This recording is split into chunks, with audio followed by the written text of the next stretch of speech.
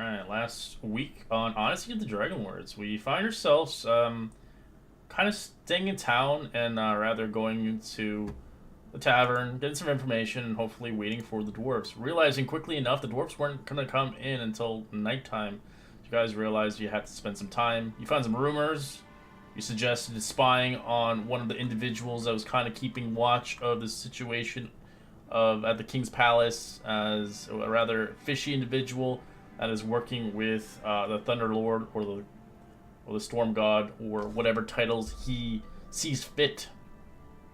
As his name is Gaius himself, as he's with some rather well-armed individuals, but it doesn't seem like he's rather threatening. But to you guys, it sounds fishy, and the fact that Vulcan's not doing anything much about it, or even Pythor, as they seem to fit. They are not allowed to intervene with mortals' quarrels.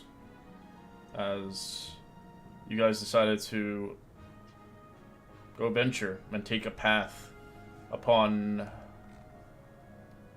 the vineyards, or the vineyards. Sorry, my apologies. As you begin to travel the vineyards and get out of the city and kind of see the beauty of the landscape. As you obviously heard, there's been trouble going at the vineyards as vineyards. God damn, I can't pronounce it.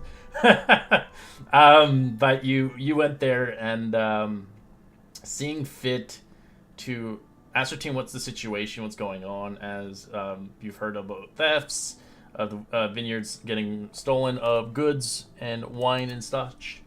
As you guys are willing to do it freely, but they offered, obviously, since Adonis had suggested, some wine. As Astros apologized, as he's like, no, we don't need it, but seeming fit, you'd get a nice bottle of wine if you ended up doing this request, as it would help the people of Storia quite greatly with theft problems. As you guys agreed upon taking this, as you began to venture further into the unknown, into the depths, as you begin to travel through the forest, eventually arriving toward a quaint small village called Woodhike, as full of halflings, it seems, as they seem to be rather camped there in the golden leaves and the groves itself. As some of you guys had seen some pixies in the distance, kind of faint glowings of blues and greens, as some individuals decided to go investigate it, look around. As you did, sadly Astros got hit in the needle in the back as he went unconscious quickly enough, not realizing what he got hit by. As you realize, these pixies were kind of troublemakers, as they were troublemakers due to what was going on, as their trees were being cut down, their homes were being kind of salvaged for whatever they saw fit, not by the halflings, but it seems by the goons themselves. As you decided to leave, obviously, the forest, hoping not to see the wrath of the pixies again, as you guys decided to regroup in the town, as I believe Tamber and Silas was together, as they were drinking tea and biscuits, as Silas wasn't able to eat anything as he was mouth-watering hungry, but knowing that his illness was not capable of downing anything. As you guys agreed towards the chieftain that ran the wood hike to potentially help the people here and get rid of the thugs, the bandits, or such, as they had recommended there was an individual of great size and brute strength. As they had mentioned, they had what seemed to be a rather young Cyclops along their ranks. As you guys didn't obviously want to harm it, knowing that fact that it might not really be with them, as you eventually engage with the bandits, trying to convince them to let him go, but seeing fit, he thought he was part of family, as it seemed this poor Cyclops didn't really have much of a home, as he thought potentially this was the best decision for him.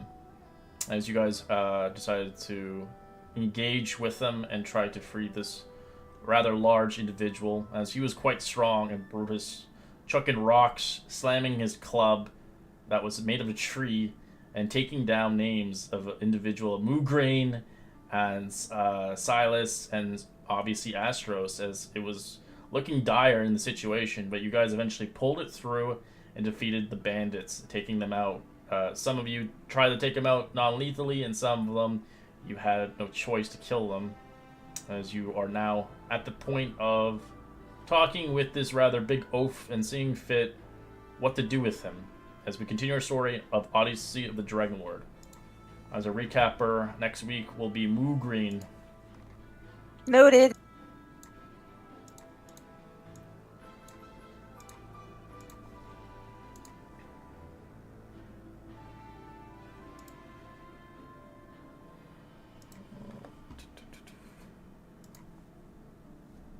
Alright, okay, good. Had to double check something. Alright.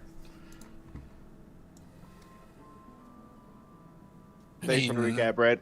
Yes, thank Yes, you very thank much. you. Yeah, I was just like, oh, thank God I remembered.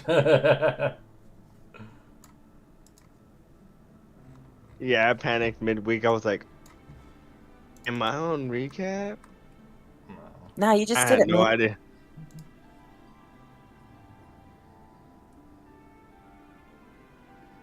Alright, what do you guys want to do as combat's done? As you see the Cyclops now kind of sitting cross-legged towards Tamper, as he just looks kind of lost and dazed and confused, not realizing what he had done. Was he doing the right thing? Was he doing the wrong thing? As the Cyclops seems to be rather calm around Tamper for the time being, so he doesn't seem to be rather enraged. Scrolling back, I believe I was making a performance check, just playing music for him, trying to calm him. Correct. Alright, while you're calming him, I will take the liberty to start tying up anyone who's still alive. Same. I'm going to the other one over here. Is all of us alive? All of our players? Yes. So the ones that X's are dead, the ones are obviously without X's are unconscious.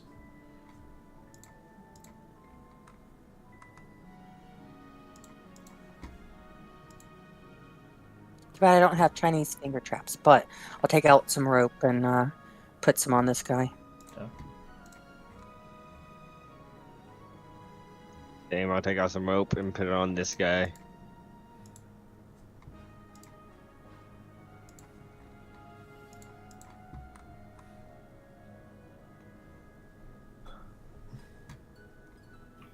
I'm gonna pick up all the pieces of my broken bird. Oh, I'm gonna run over here and I'm Back to also the gonna tie up. Sorry, go ahead.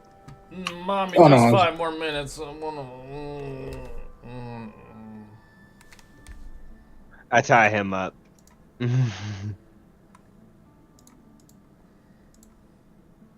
Alright. Then I'll ask if anyone needs healing, and I'll cast Healing Spirit. I could definitely use.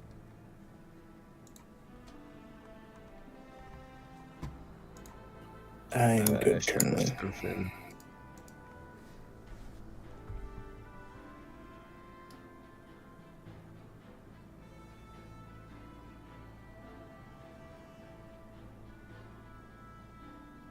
What is it? 1d6? Okay.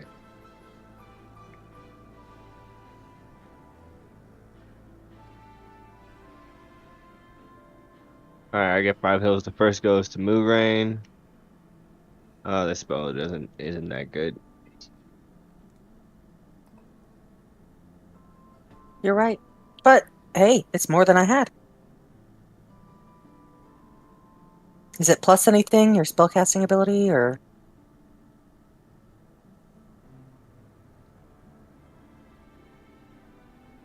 No, it's not. It's just 1d6, and I only get 5 of them. What, the Oh. Healing Spirit? Yeah, it's kind of dookie.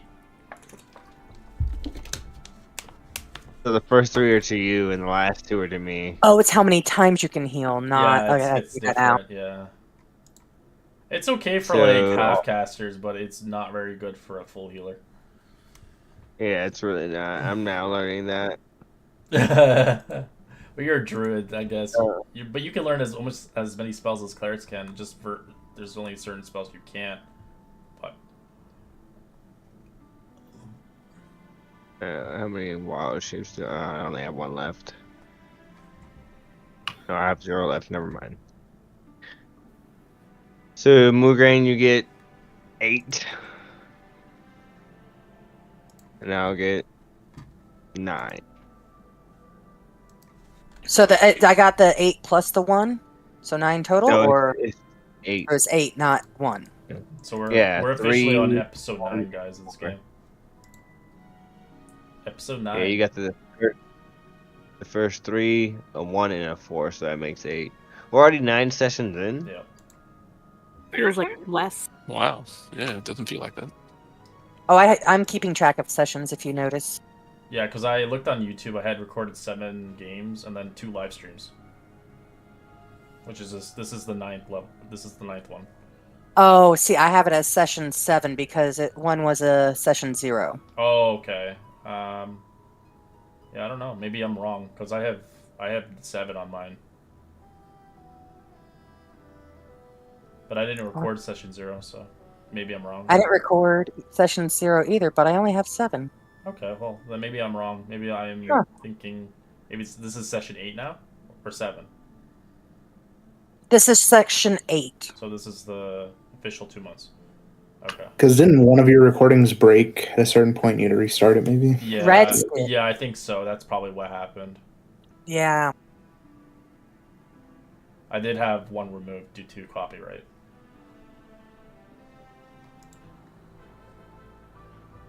So I didn't mean to disrail us there. No. I'm excited. We're like 2 months in already. I'm gonna kind of poke around their tents. Is there anything of value in there? Roll an investigation. Investigation. You find nothing of interest, but you do find some stolen goods, some bottles of wine, as well as it looks like food and rations that were particularly from different villages. As majority of the bottles that you see are half open and drank. Nothing's fresh. Not very hygienic. It looks like most of the stolen goods are in here, but it looks like they've been helping themselves to it, so not sure if it's much value to bring back to them. At least the stuff that's already half opened and consumed. It's proof. But True. But the bigger question is, what are we going to do with our one-eyed friend right here? that is the conundrum.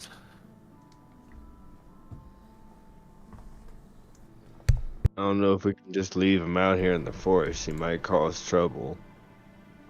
Or fall into trouble like before. True. Ooh, I don't know that it would work, but maybe try and take him back to the vineyard and see if he can work off some of that, help them around, get fed, and have a place. Because isn't he neutral good? You don't know that. It just True. As in, like, he doesn't seem to be rather. He doesn't seem aggressive. It looks like he only is aggressive when you hurt people that he cares for. He doesn't seem to be like one of them aggressive types, but I don't think that the town will be so open-armed towards him. He is the son of Sidon, ain't he? Yes, he is.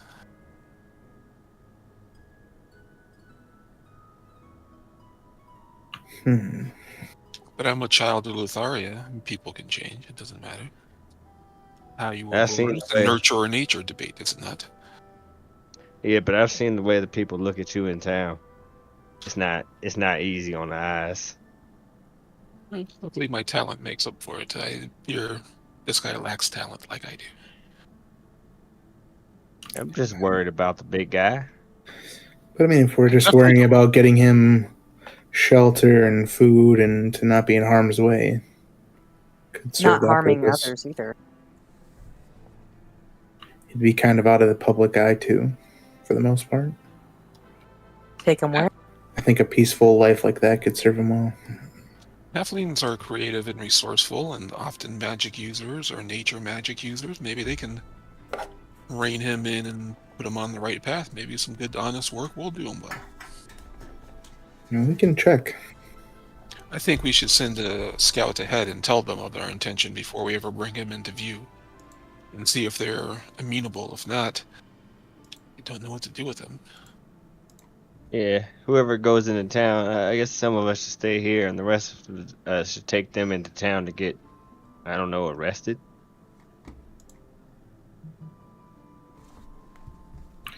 I mean, how far would we have to take them?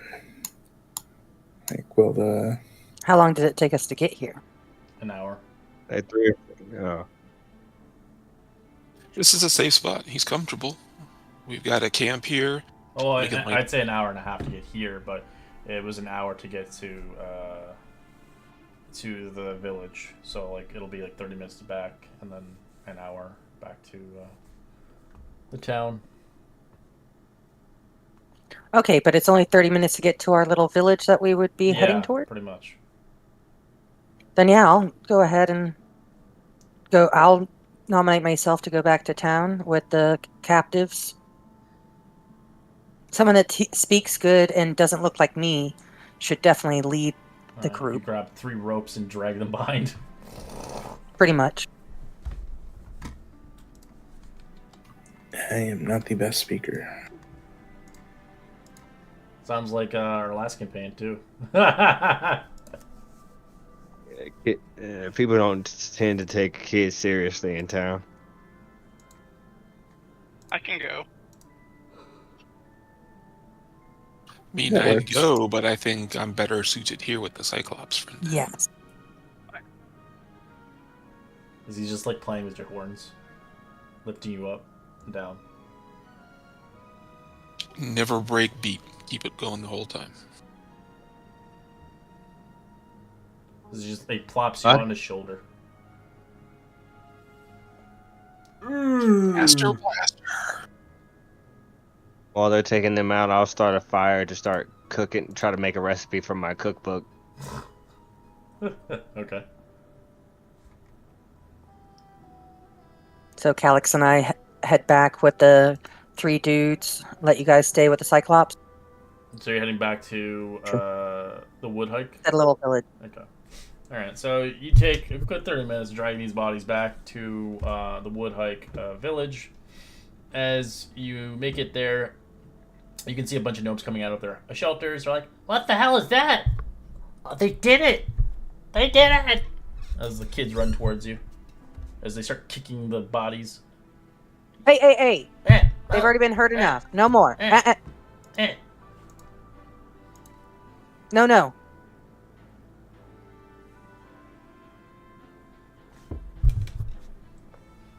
As you can see, kind of the mayor, or kind of the leader of the townfolk, Tobos, as he was the one who gave the tea towards Tamber, as you met him, as he had told you about them.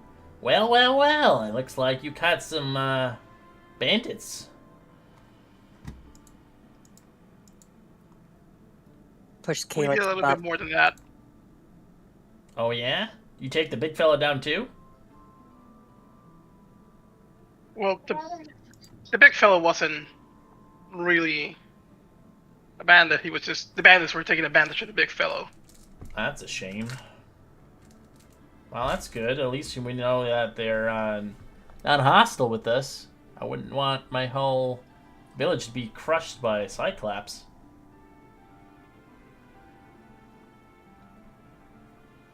Lorraine, how do you want to handle this one?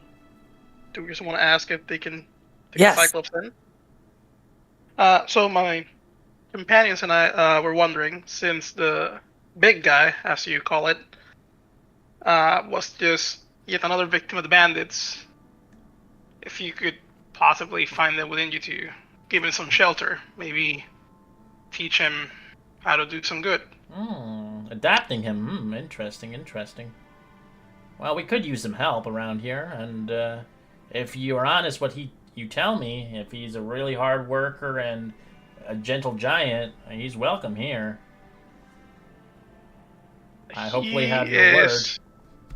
You have my word. He's not openly hostile. He was simply apparently just young and confused, and the bandits seemed to just take advantage of his naivety.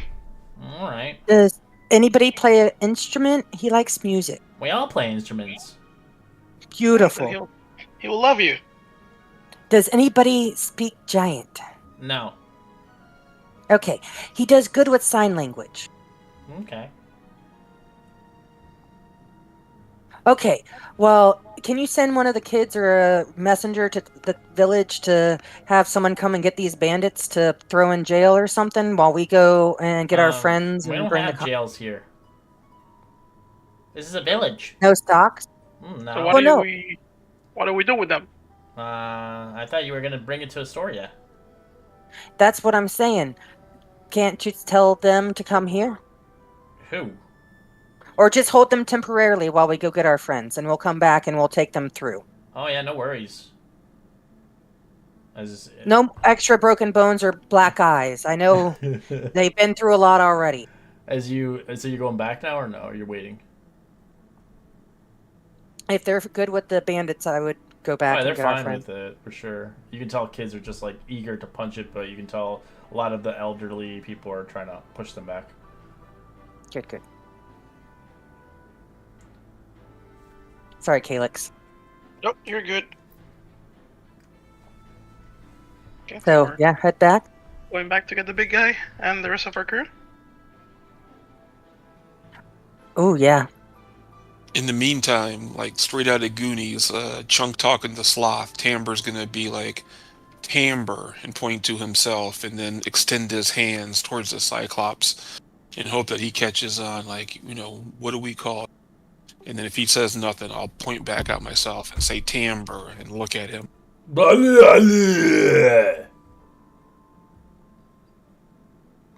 Making a lot of progress there, Tamber. It's a start, right? We gotta start on the first floor. As This it's is, completely the like basement. it's like completely like Chunk as the breath is foul. Oh man, I need some mint. Okay. Maybe teach him how to brush his teeth. With what? I mean, that bat he's got, that tree? I don't know. You could just pull a branch off a tree. That could probably do the trick. I mean, maybe when he's sleeping, the halflings can crawl in his mouth and pull shit out. I don't know. Or the gnomes or whatever they are. They're Not like we halfling. have fresh water or anything. Halflings. Like he's got teeth. It's just they're really bad, and some of them are decaying, and it's obviously bad hygiene. But most people in these kind of day and ages don't really have the best hygiene.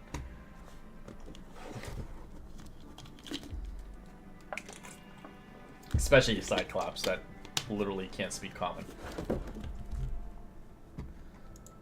Well, I guess I'll just keep playing music. As he just stands up and starts moving around. As you just like kind of shake a little bit, you're like kind of going offbeat a little bit as it's kind of wobbly. Alright, as you eventually make it back, Morgan, after a good 30 minutes, an hour has passed by as Astros, you begin to concoct some food. Roll me your utensils, please, to see what you're trying to cook up today. Or are you making something like that takes a longer than an hour? No, I'm just making a mushroom stew. Alright, so stew's gonna take a while then. Okay, I'll keep cooking. I'm not leaving. Yeah, you're not like, nah, fuck that shit. Alright. I bought these ingredients good. Yeah, the mushroom takes a while to soften up.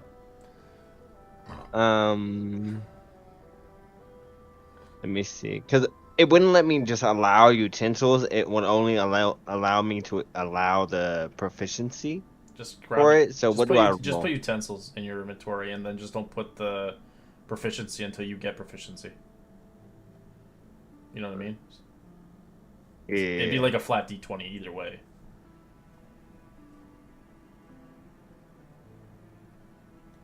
With whatever you're trying to use, you know, like wisdom or whatever. But you wouldn't get proficiency with it. I'll do a d20 and I'll try to use my nature It's usually my- wisdom or intelligence. survival. I'll use wisdom then. Because you have to be either, you know, smart reading a recipe or wise on hopefully you're not going to poison your friends. Holy crap! So a 24 Okay. on my mushroom stew. All right. If you really get the chef feat, that'd be awesome for you. I'm planning on getting it.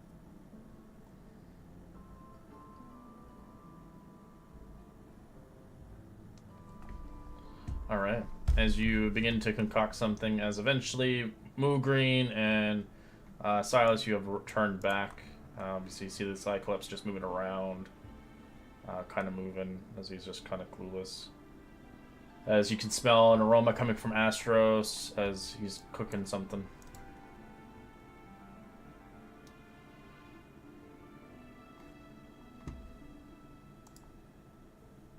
So I'm back, and I let everybody know with Calix that we were pretty successful. We have them watching the bandits for right now, and they're willing to try the Cyclops if he does not squish their houses.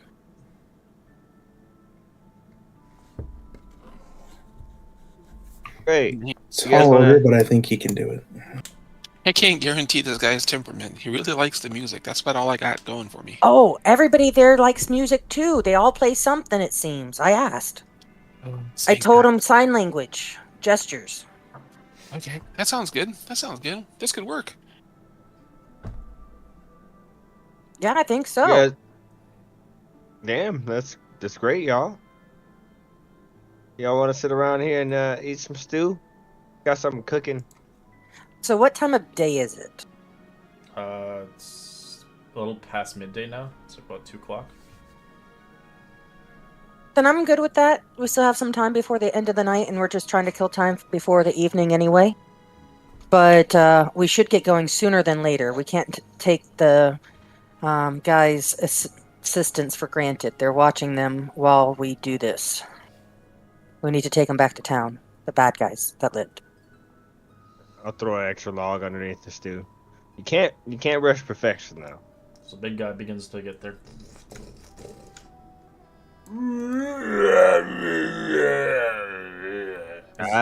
Begins to try to talk to you.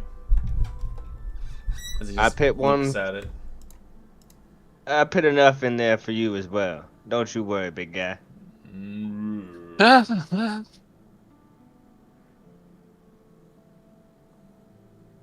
think the big guy's hungry. As he literally sits down heavily as you kind of tumble down his arm, Tamber. Not hurt, but you go prone. Listen, I think I got acrobatics. Can I roll it? Sure. Can I roll into it, I mean? Sure.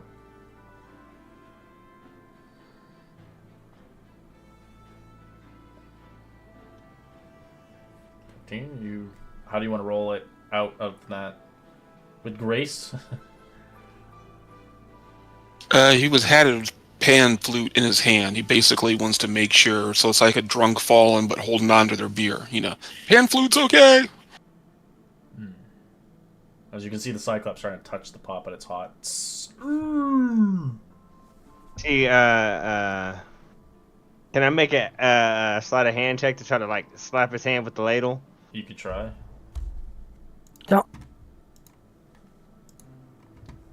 Oh, I miss. As he's going to use his strength. 25. He touches with both hands. That's how stupid he is, kind of.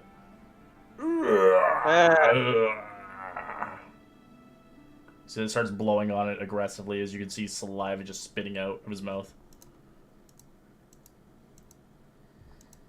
While he's distracted, I'm gonna kind of take over the bodies that are on the ground.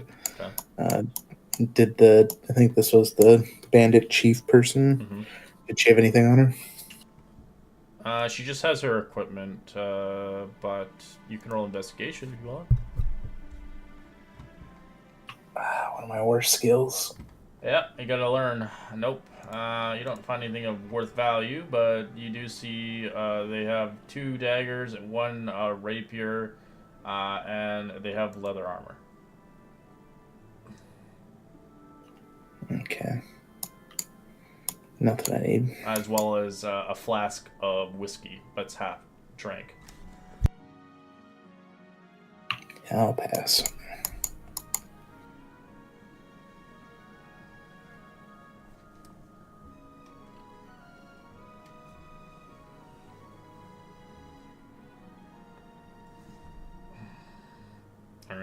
As eventually, the food eventually gets ready after another hour, as 2 hours pass, as the mushrooms are nice and soft. As Cyclops eventually gets his hands under control as he just lays back, using one of the tents as for a blanket.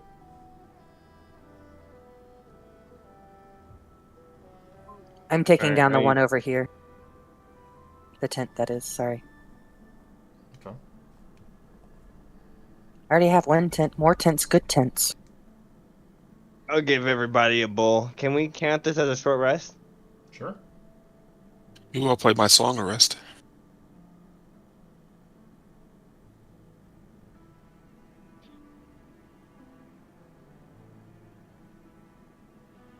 I pour everybody a bowl, and then whatever's left inside of the pot, I just give to the giant, and I tell Timber, mime to him to use the ladle. He drinks it.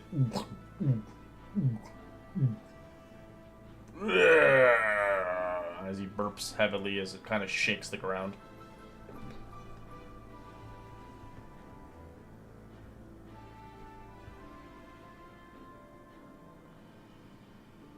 Fascinating young man, isn't he? That's one way to put it.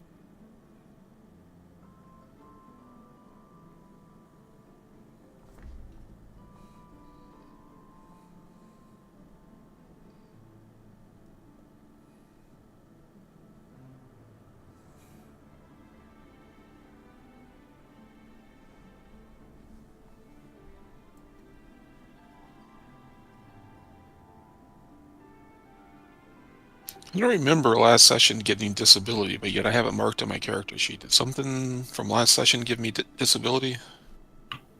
I don't recall anything. One level of exhaustion, pardon me, that's what I meant to say. That's what's giving me disability. Or disadvantage. You were poisoned before, but you should have cured that a long time ago. Okay, I'm gonna go ahead and just reset it at 0 then.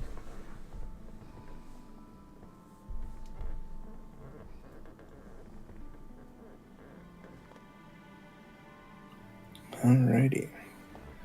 Well, are we all set then? Should we take him to hopefully his new home? I think we should. I agree. Hopefully he'll behave. I'll start playing another tune and skipping along and try to use my basic hand signals to get him to follow. Alright, yeah. Pan Piper or Piper in. Exactly. Alright, you do that as you begin to head back, eventually arriving to the gnomes as they see the giant, as they kind of huck behind some, boxes, a house, whatever they can, as they see the big guy. Whoa, he's huge!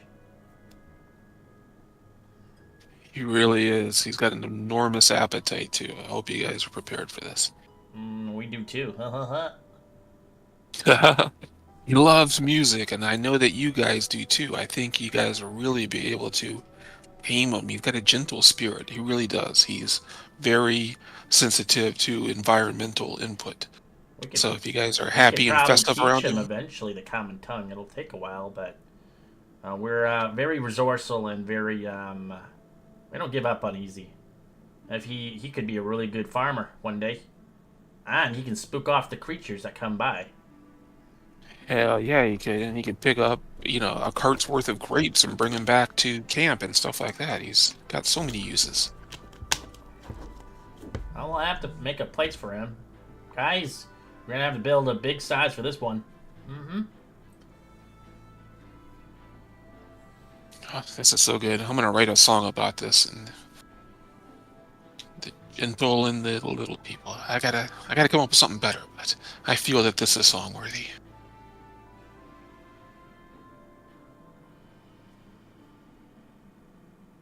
I'm gonna name you Toby. You're gonna be Toby the Cyclops. Since you don't really have a Toby. name. I asked him what his name was, and it was very guttural. I did not understand it, so maybe Toby could something you could teach him to say. I am probably. Maybe one day he'll teach me Giant, once he speaks at least enough Common. There you go. Learn from each other. This is Wonderful. the first time I ever met a Cyclops isn't destroying things. Guess they're not all bad. I gotta tell you, though, if you piss this guy off and he gets that tree, just run. Alright. Good to know. Go ahead and start playing. I've played the pan pipes for him. I don't know if anybody around here does that. But he seems to really like those. But I imagine he'll like anything you play for him. Alright. Hey, boys! Get the band together!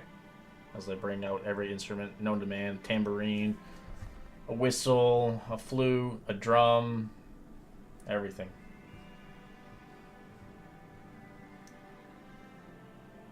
As you see a guy, wait for me! I need to pull my piano out of the house! A real piano?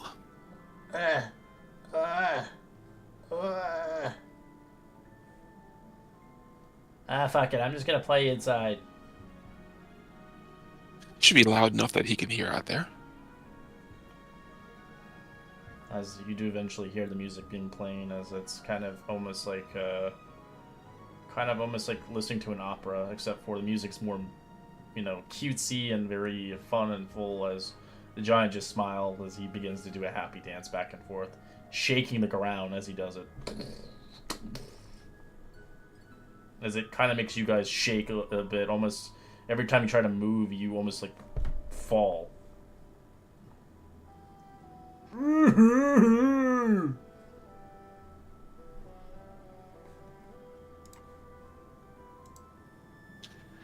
I'll put on, I won't play any music to overwrite the halflings, but I will try to dance up to him and try to do like a ceremonial kind of handoff.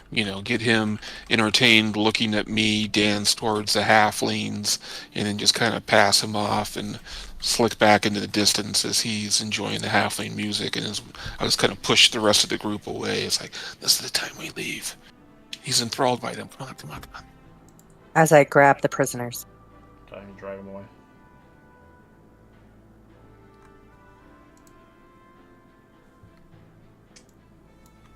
Alright. After a while, you eventually make it towards the kind of nice estate of the winery, as you see the vineyard in the distance, as you see, obviously, the kind of establishment and the beauty of this location once again. You did a great deed today.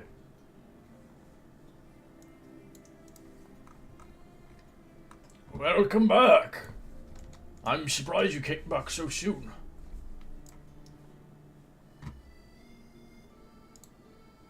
It was an interesting dilemma, one that we were able to solve quickly. It seems music does soothe the beast.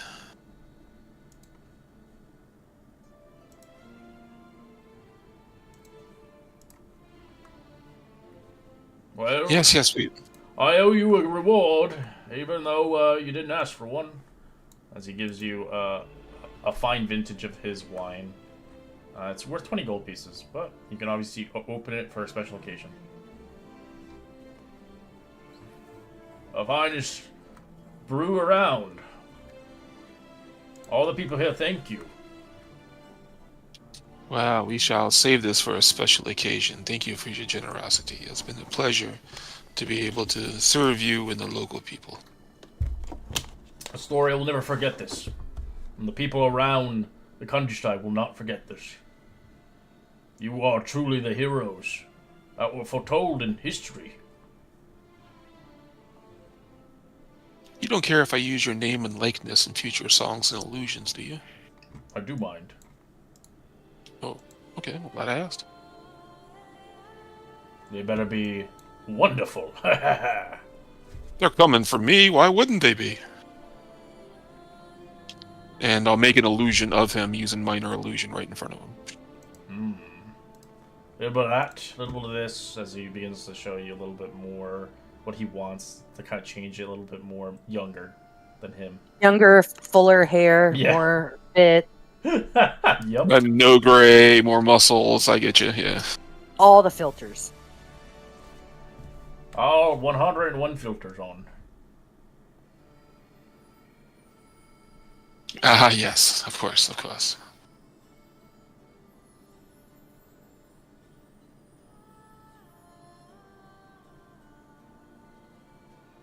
Oh, we should let you guys know that there had been a Cyclops that is now a friend of the local village back that way. He's friendly. Don't mess with Toby.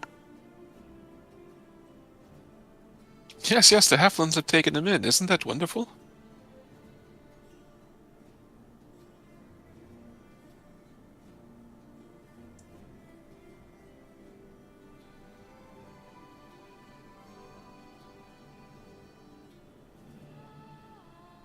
Well, that's good. So, just so you know. Well, if as long as he doesn't cause trouble around here, and I have no issue, no quarrel.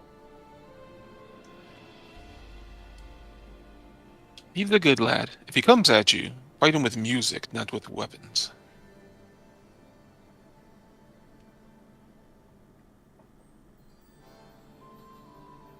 Not like hit him with the drumstick, but like play something soothing.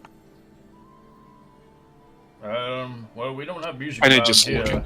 But if he comes here, if he's rather thirsty or enjoys the finery of grapes, he's welcome.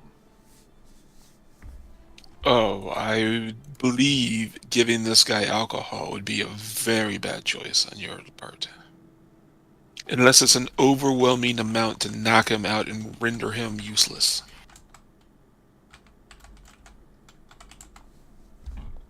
Hmm. He's juvenile. He's not used to it. He doesn't have the constitution to handle it yet. Well, hopefully he doesn't run me dry. You're missing the point. But carry on. Enjoy. As he pats you on the shoulder. Well done. I will be heading out now. As he begins to walk slowly across the vineyards, as you can see the beauty of this place, as you saved it from falling apart into despair.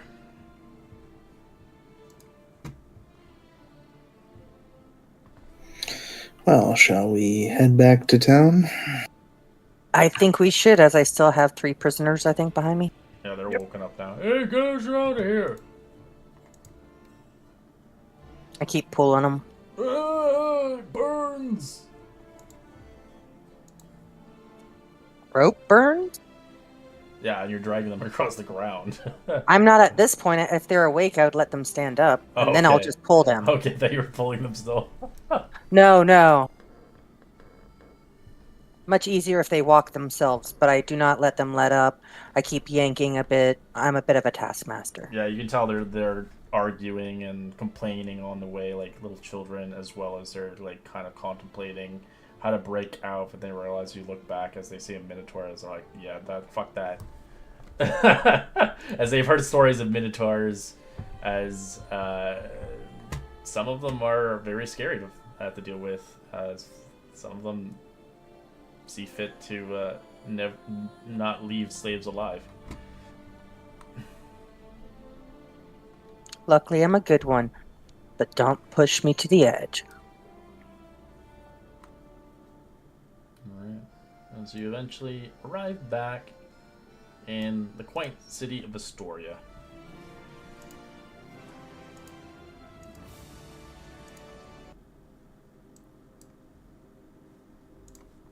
So we should take the prisoners to wherever the garrison or the castle is, I guess. You eventually bring them back towards kind of one of these places. One of the gates would take them in, the south gate, east gate, or north gate. You can just tell them who they are and what they've done and etc. Perfect.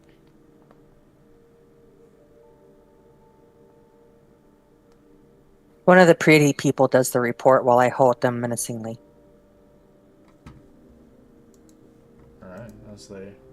We'll be sure to have them in cages, and for sure they will serve their time. As the warriors take them. Huzzah. as you do eventually come across Kira. It's been a while.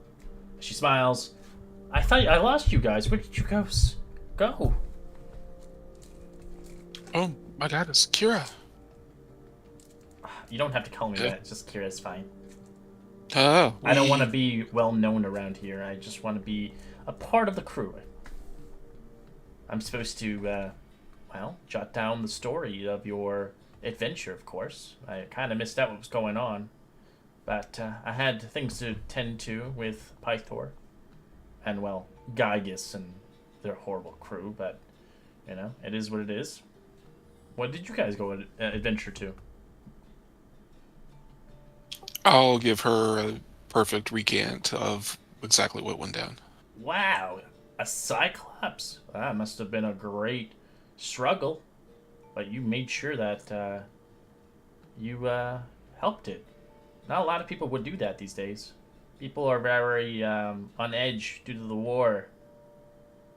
Especially with, well, the people of the wild. I'm not too sure what's going on, but we need to get down to it, as we still have to do your tests, of course. Your 3 great labors. You finished one of them, which I still applaud you, of course. Did you ever figure out the dream? She asks you. The dream? Do you have something about Didn't you this? have a dream? When you drink the horn. Seemed like we were passing on some boat with some dead men. Hmm. Does that mean anything to you, Kara? I do know what the dream means.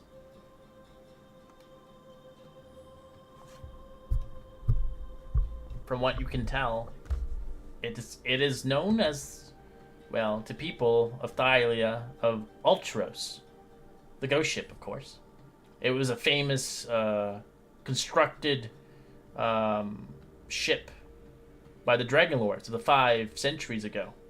It was commanded by a bloodthirsty man named Estor Akalander, who was responsible for starting the First War. He was later cursed to sail the seas forever as a ghost.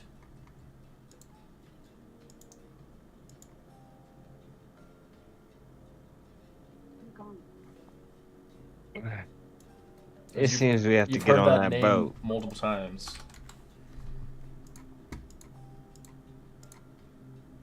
Mm-hmm. Seems like we have to get on Esther's boat. Yeah.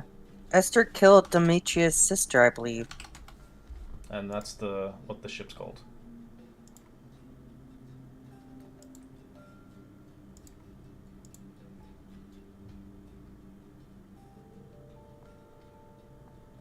I still have to make it to the necropolis before we go to any boat. Yes, yes. And the mines. Mine. That is the future that upholds you, the dream.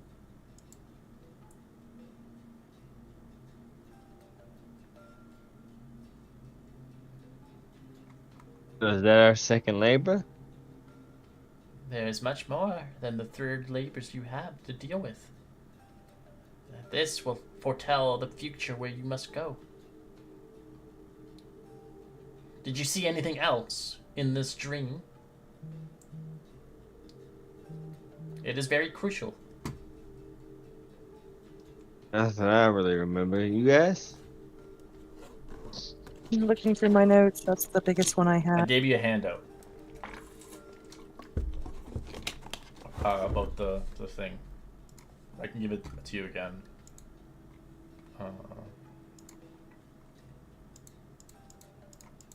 What's the handout called?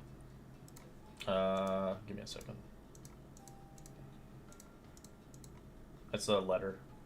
Under letters. There's 3 letters I gave you. I gave you the prophecy one, that's the horn, and then this is Sidon.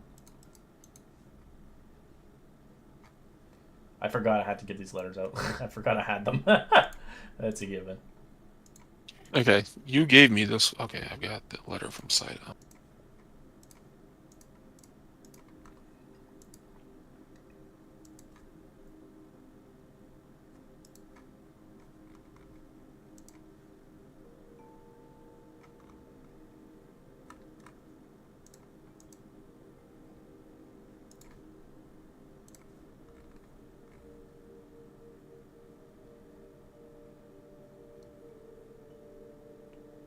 There's a bronze device on my hand?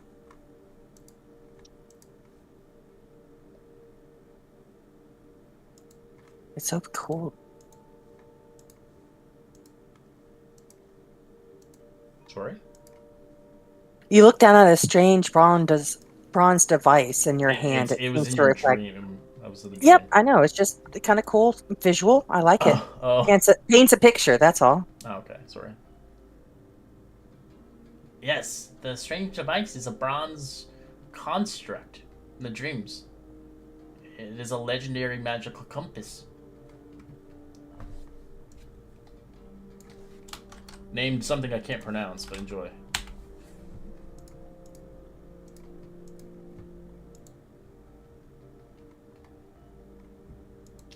Antikythera? I have no idea. Yeah, that's closest. I'm just taking your Antikythera. Yeah, Antikythera. Antikythera, as it's supposedly the power to navigate to all the islands of the Cerulean Sea, the Forgotten Sea, and even the legendary Nether Sea. It's uncertain where this item may be found, but it's useless without a ship.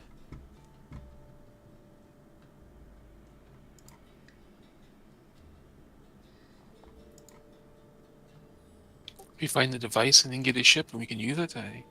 It's a compass, right? So, I mean, we need the compass first. Yeah, I don't know where the compass is, though.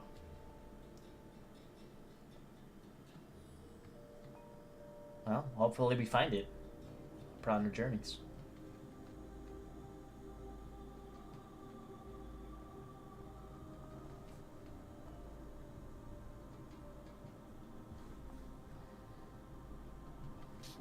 This reeks at the thing that Praxis is asking. Pythor's asking for, right? Go to the Forgotten Sea, the cave where his daughter dwells. Imagine all this stuff is combined or connected.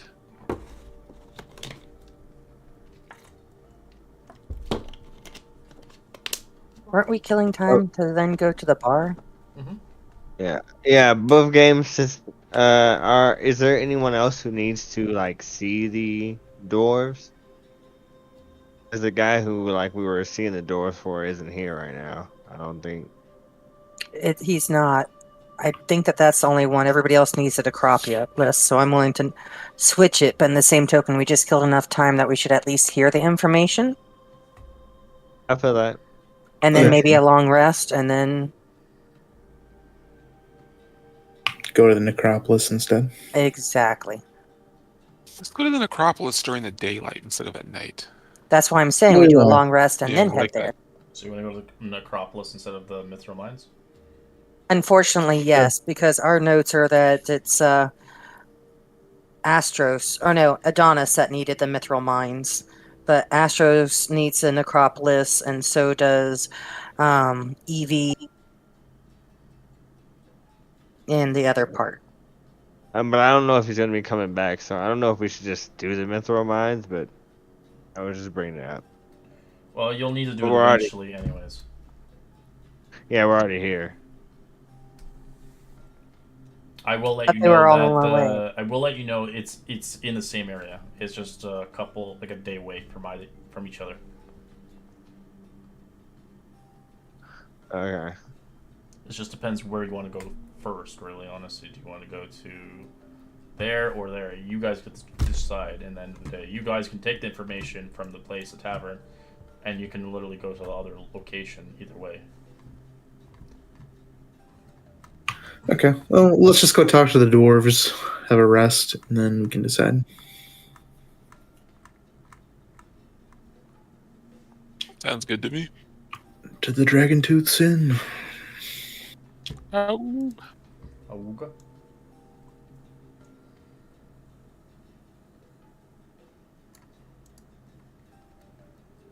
As well as you guys, if you're going to stay the night, you could potentially go see one of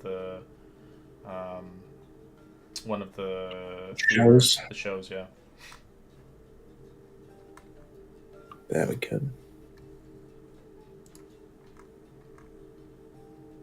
Potential of anything, really. All right.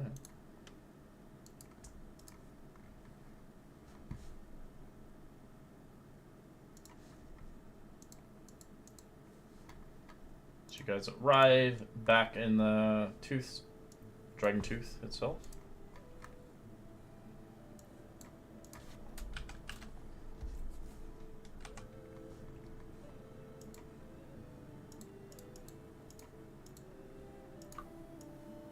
Obviously, Kira's here. She's sitting down with you guys. So Alice is going to take all the pieces of his broken bird out of his bag and start to work on putting it back together again. Very nice. I leave my bird still in the bar area. Or my drake. Kailakla. When did the show start? It's in a few hours. They usually start at like 8 or 9. So you got some time to spare. Okay.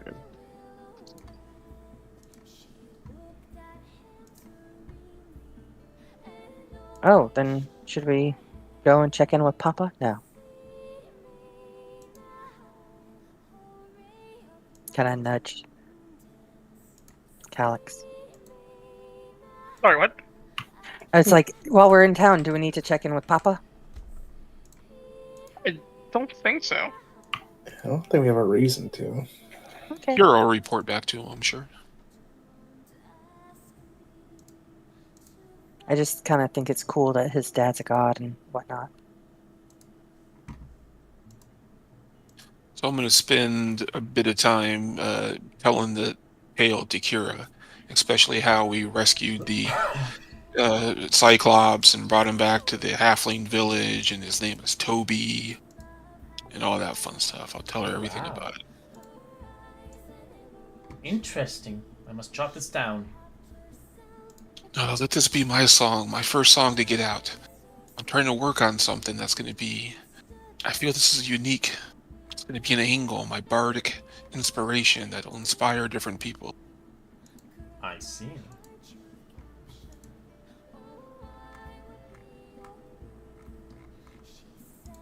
Can you give me some pointers on the epic poem or musical? How should I go? Well, Should I go instrumental? Should I paint pictures with words? what's your skill set, of course? Are you a more vocal individual? Do you like to play music more, or do you like to showcase dance to show your art? Or potentially magic? There's so many ways of expressing yourself. I like to kind of combine the three things: music, dance, and magic. I'm a minor illusionist, so I'm able to create images to show. I see. Well, I can give you a few pointers, but I can't write it for you, of course. No, of course not. I wouldn't ask you to, but pointers would be amazing. And then he'll just sit down and pull out the book he just got, try to jot down some notes. Totally enraptured in her conversation. Okay.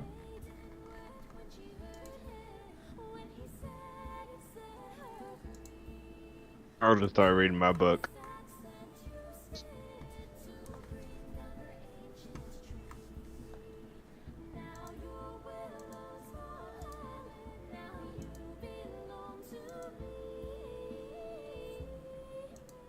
You know, as I'm looking at it, I don't have ink and a pen. Can we kind of retcon? When I bought the book, I also bought ink and pen and just pay Yeah, sure. what you're saying book prices. Thank you.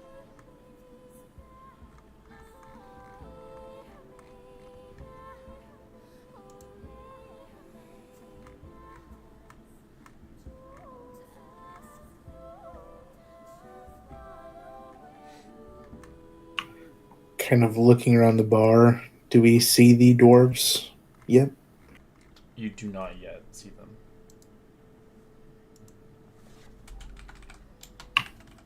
Seems as though our dwarvish friends are not here yet. Do we know what time they normally frequent this area?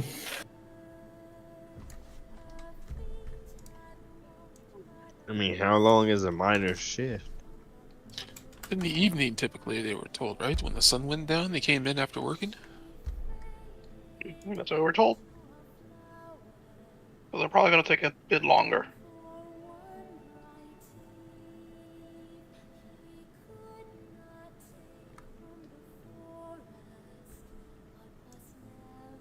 Has the sun gone down yet in game? It's getting there eventually. As you guys are drinking, eating, do you guys want anything on the menu or anything like that to order? As it's been a long haul, I don't know. You guys traveled for a few hours, depending if you see fit, if you're parched or potentially wish to spend some of your coin on maybe some food before the show tonight.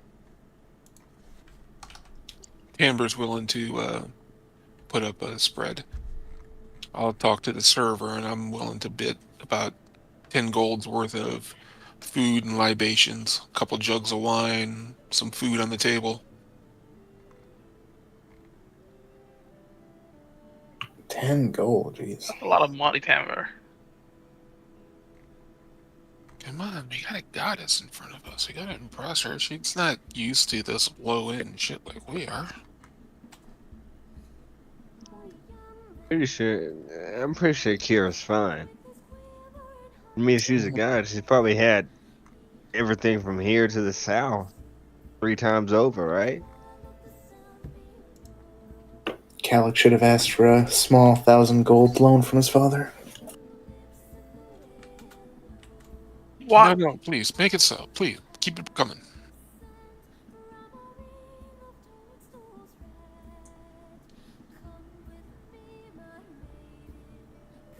She's got a standard of living. It may exceed our own, but we want to keep her in our graces. This is kind of a big deal for me, too. Take it from me. When you live so long, everything just starts to taste the same. Aren't you like 13? And Aren't you the guy cooking? Yep.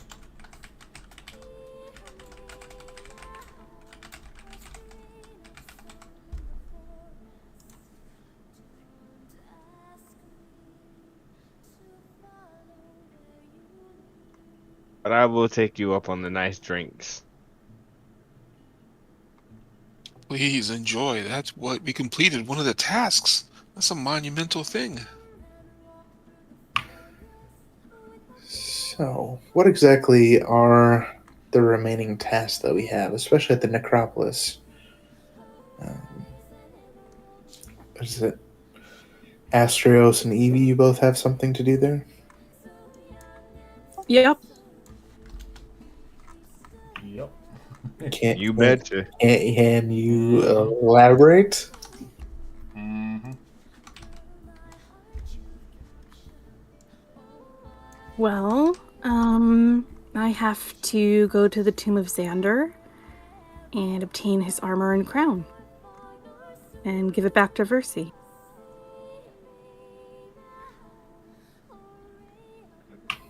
Let's see. Wouldn't that be grave robbing?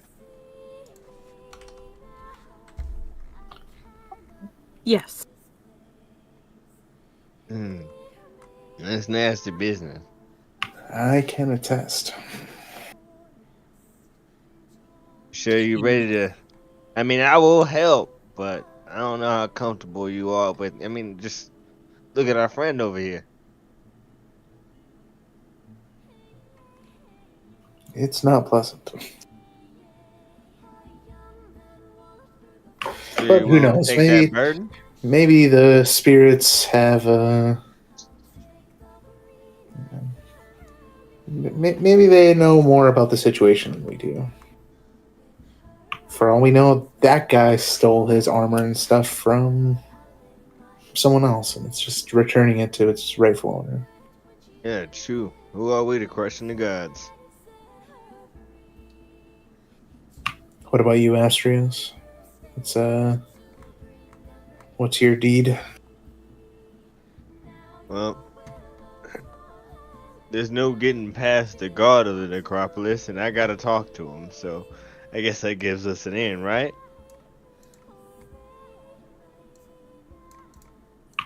The guy who stole this godforsaken necklace, he said he was able to sneak around him. I probably wouldn't suggest it.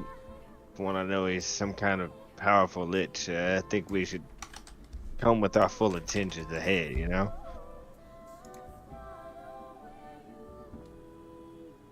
We can always try it that way. Plus, I gotta talk to him, but if you guys want to sneak around while I do that, it could be a plan. Yeah, I don't think we want to leave you alone in case things go south.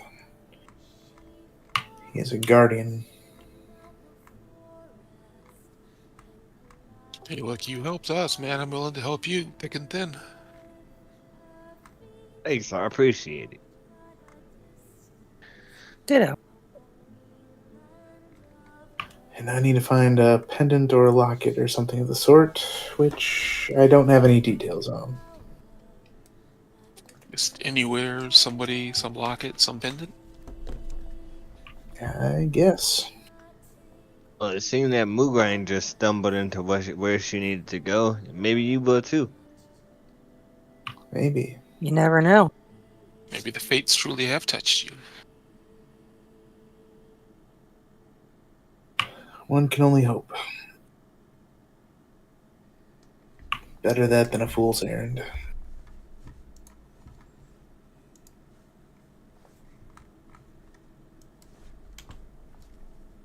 But tonight, we are not fate-sworn, we are not driven, we are just people enjoying a good time.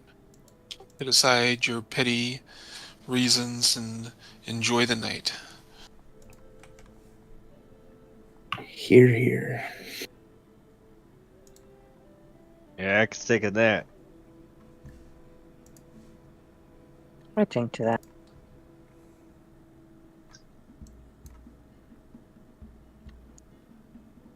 I do lean over to Evie real quick and be like, I don't know if you were here last time, and I make sure that she gets her cut of the 100 gold each from our selling of everything. Oh, thank you. But I'm going to update the treasure haul to nothing. We have sold everything, and it has all been split. We have the wine now. I will update it to...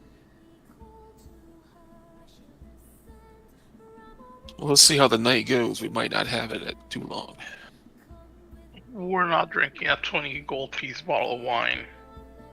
One tavern. Not until we have I mean, reasons. Was that have a you ever persuasion drank a check? 20 bottle? Yeah, have you ever? Go ahead. So is that a persuasion check? Can be. We'll see how the night goes.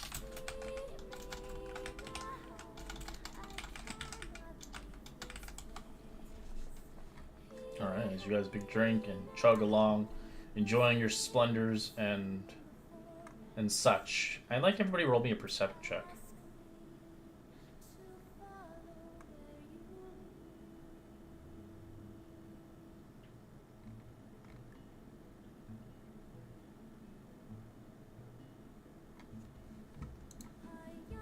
You guys were having too much fun.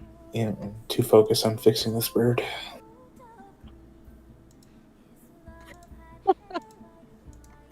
Wow, you guys have really shitty. Well, perception. I'm going to use my... dude, he has a passive perception of 13. Does that do me anything good? No, Or can I it's a roll my... It's a perception roll. Can my pseudo dragon at least do a nat or a 20 wisdom? It can roll its own perception. Yeah, a 10. Sees a little bit better. Let's see if Kira can help.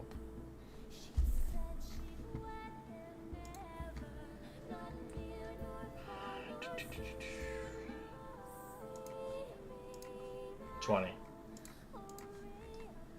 Alright. She notices something, but you guys don't, as she begins to pry her eyes towards one of the individuals at the table. As she's like, "Psst! Silas! Psst! Silas! Yep. There's someone out there for you, waiting for you. An old lady of some sort. I didn't know you had a girlfriend. I Silas, you didn't tell us? didn't tell you about something that I don't have. Where is this person? How do you know they're after me? Intuition, I guess you could say. All right.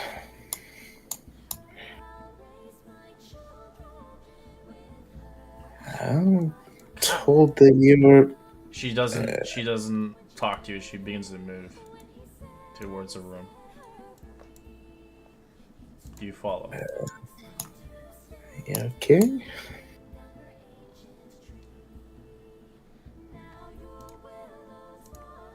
Sorry, Miss Click.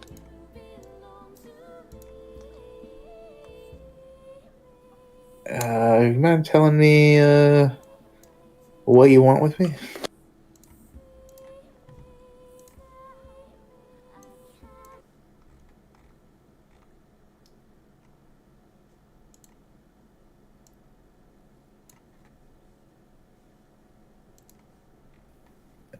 Hello? Yes, dearie, yes. I felt your presence.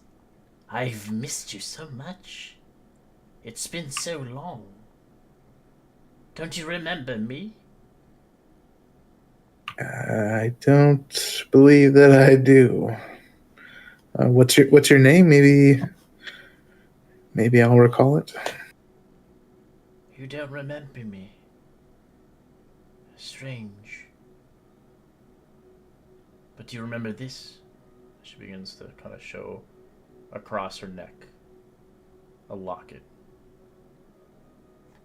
As you get sparks of remembrance and insight from the past. As you kind of ponder, like, how the hell do you have this? Where did you get that? As you watch the lock start like tremble slightly with a faint ethereal glow to it, as you can hear it coming, her voice coming from the locket, but she's not physically talking. My dear sweet child, can you hear me? Yes, I can. You are my Who am I beloved. I have been watching over you from beyond. I speak through this locket to deliver you an important message, my child. You can give me a history check. My other worst roll. Jeez Louise. Wow. Ouch. Do you remember your name with that roll? I don't think so. Oh, it's flabbergasted. I'm sorry. I'm completely. The urgency, listen carefully, gifted one. The time has come for you to fulfill your destiny. You are chosen to resurrect the DragonLord of old. And how am I going to do that? Through this power of this locket, of course. You will be gaining your innate abilities. You possess the means to awaken them. But there is a condition, my dear. And what would that be? With determination, you must exact vengeance upon Sidon. He is the one that has imprisoned the DragonLord spirits and kept them from this world. Well, since I currently do not have any allegiance to Sidon, I don't see why that would be. I wouldn't be opposed to that. Yes, my love. He must. He has committed much unspeakable atrocities. He must be stopped. Once he is brought to justice, only the DragonLords can be freed and the world can be restored to balance. You watch her clench the locket firmly and looks at you as she speaks softly. I knew you would be my brave one. Remember, I will always be with you. I will guide you and protect you and embrace your destiny. Let the whispering of the locket lead you. As her spirit disappears, as you see the locket just drop to the ground. Ting, ting, ting.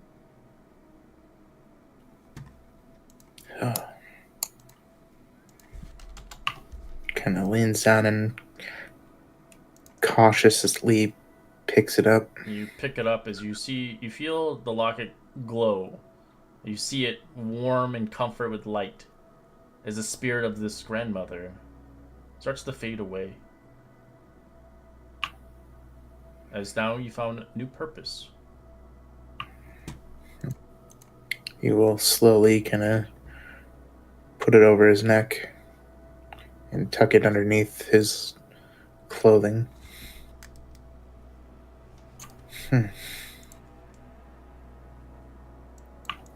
As he comes back out into the bar area.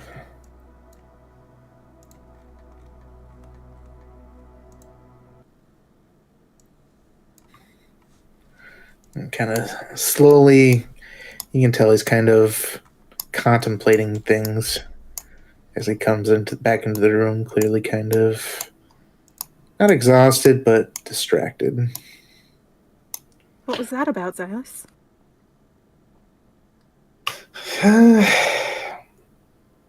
Odd would only begin to scratch the surface, but it did clear up some answers. There are some questions that I have had. It seems you have talked to your lost one. Well done. I'm surprised you got a gift like that. And she knows what you saw and have done, as you still have no idea who the hell that was. Yeah, she spoke to me with such familiarity, but her identity escapes me. She is one of your great-great-grandmothers from beyond the past. She is once united the DragonLords. I'm surprised you forgot. How silly of you. Yeah, it kind of happens to me sometimes. Well, that's not good. Your memory is very important. If you can't recall things, you might be stuck in a pickle. And you may not have to figure out that yourself. That I will. Thank you for bringing it to my attention, Kira. Certainly. Each of these paths lead you into unknown territory. Some may even risk your life. But you'll have to do what is right.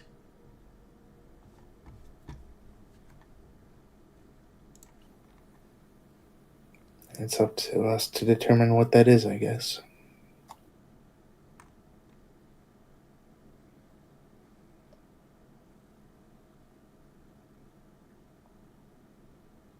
It's funny, honestly, your path actually works with some other people's paths really well, which is interesting. Good to know.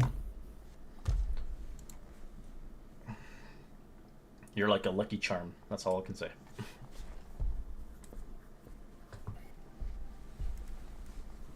Well, on the bright side, I did find my locket, so that's one thing down. You got a locket? Oh, that's cool. Handed it over? I don't think that's the best idea. It seems like something only I should hold. Well, I'm not looking to touch it. I'm just looking to figure out what's good. Well, then it doesn't matter. Enjoy. Drink up. Can I do a history check? For what? His locket or no? Yeah, I'll kind of pull it out. Sure. It'll remain on my neck. I'd like to do an insight check on him as well, too. Really cool necklace, man. What you talking about, Willis?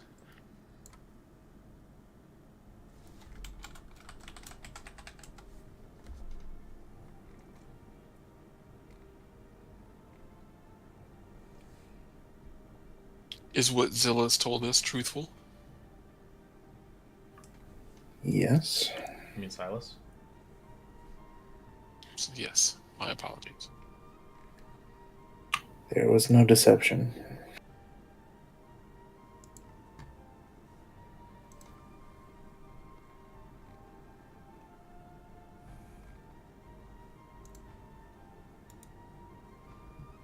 Okay, let's continue. Just So this bring is up. kind of what your locket would look like, ideally. I'll put it in the Odyssey of the Dragonlord chat. It's like blue and like very ornate. It's kind of interesting, and it's almost like it moves with you. Cool. Moodstone like? Yeah. Yeah, does it glow? Does it have its own light to it? It glows for him. It's it's based on his emotions. Very cool.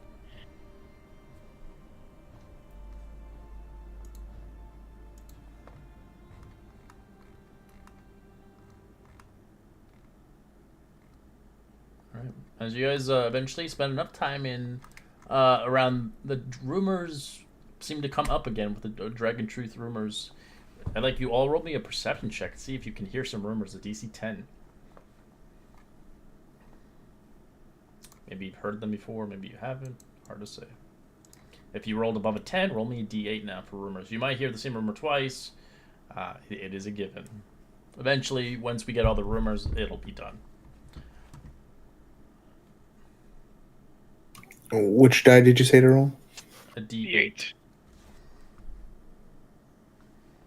if you got above a 10. Alright. Alright, so Mugrain, you do hear in the distance, you hear about King Atticus of Mithros has fulfilled his promise to revive the Dragonlord of old. Several farmers have claimed they have spotted his dragon flying overhead.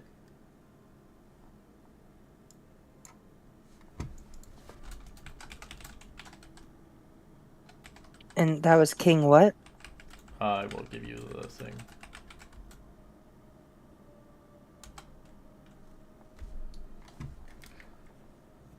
Alright. As for Astros, you hear the Order of the Sidon has demanded destruction of the Temple of the Five Mithros. You've heard that multiple times so far. As it seems like it is going to happen sooner or later. You hear the same thing as Mugrain, as Silas. You do hear about Vulcan and his old dwarven blacksmith. It has been grumpier than for usual lately, as he seems to be the god of the forge. Everybody has rumored of him, as you obviously heard that one before. As you seem to get the same rumors over and over. But it seems for Timbre, you get a different one this time since I'm nice. You hear about a massive hurricane brewing off the coast of Mithros. It could be weeks before it's safe to travel to the city. The roads nearby are closed. So the road to Mithros is currently closed. I will share that information with the group.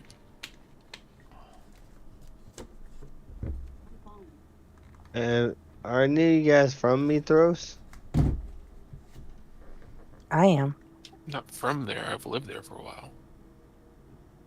It's an isle off the coast. It can get very stormy down there. Have you guys been to the Temple of the Five? I have not. No. It seems that some things are going to go down there, apparently. Sidon doesn't want it. We should probably figure out this hurricane in the meantime, then. Well, you can't fight a hurricane. Well, if it's unnatural, I'm pretty sure something's causing it, right?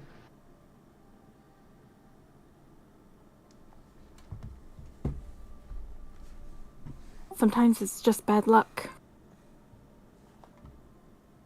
I mean, the Temple of the Five is the five gods. That's your father and Kira. Is it not?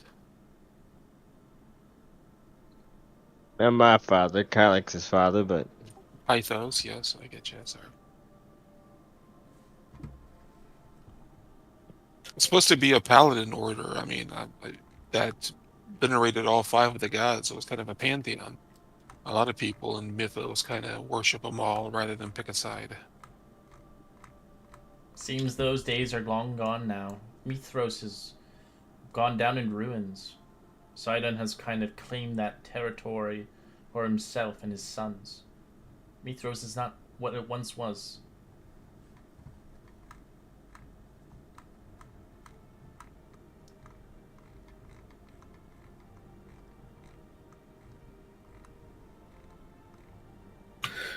Well, I guess we won't be heading there anytime soon. Multiple fires that need to be put out, and it's the naming of it all, the getting resources, getting people to. There's so many things that need to be done. We've spread our resources thin.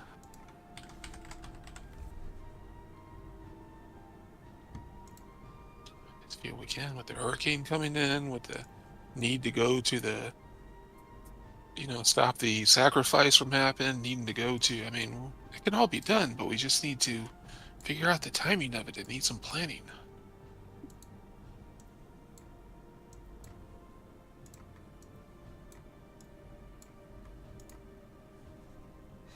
As you guys begin to talk, you do eventually see coming into the abode is 3 dwarves. So they have a miner picks and shovels. Looks like they're rather tired as they begin to move and mosey their way towards the bar for a nice drink.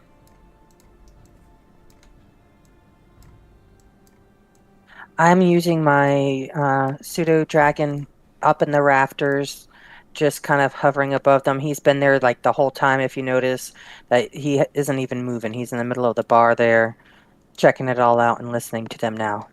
All right. Does seeing it through his eyes. understand Dwarvish? Fine question. And common and draconic. Whoever our bartender, whoever is taking care of us, I would have given them instructions to make sure that their first drinks are free. All right. No explanation given. Will do. As they continue back to the bar, giving the drinks. As did you want them to mention you guys or no? Nope. Oh, they're drinking. It's like, yeah, good, good, good.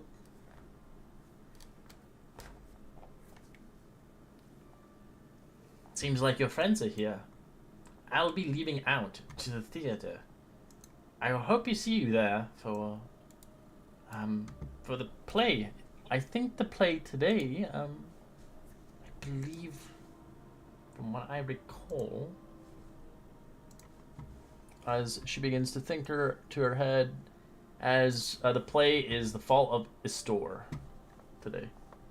It is the tragedy that takes place during the First War, depicts a historian Akalander of his final days and how he sacrificed himself to save the entire crew of the legendary ship Ultros. I'll kind of flash back and look at the group. This one sounds kind of important. I've been trying to escort Lady Kira out as much as I can. Okay, I'm done. We have nothing else going on tonight.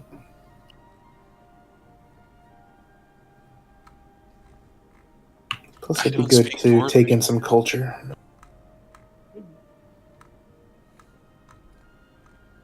Does any of us? I do.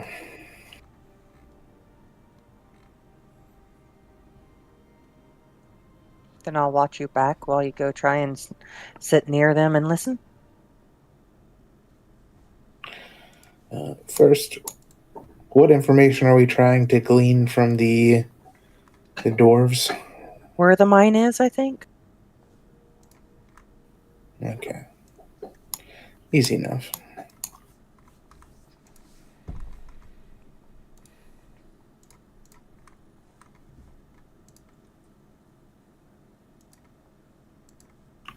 Okay. I will kind of make my way up to the bar and kind of stand a few paces away from them. Okay. and order a drink and just kind of keep it in front of me, swishing it around All right. and bringing it up to my mouth every once in a while to make it look like I'm drinking while trying to overhear him. You hear Dwarvish. Do you speak Dwarvish? Yes. All right. You understand. They're talking about the mines itself. Seems like they've been having some issues in the copper mines. Seems that you can hear they're talking about they had to flee the Mither mines as the clan of dwarfs a century ago had to flee it, as now they work at the local copper mines as they visit here every night. Seeming that it's not the best material they've ever dug, but they're unable to go back to the Mither mines as they've heard of some scary legends that happened around there. As they keep it to that.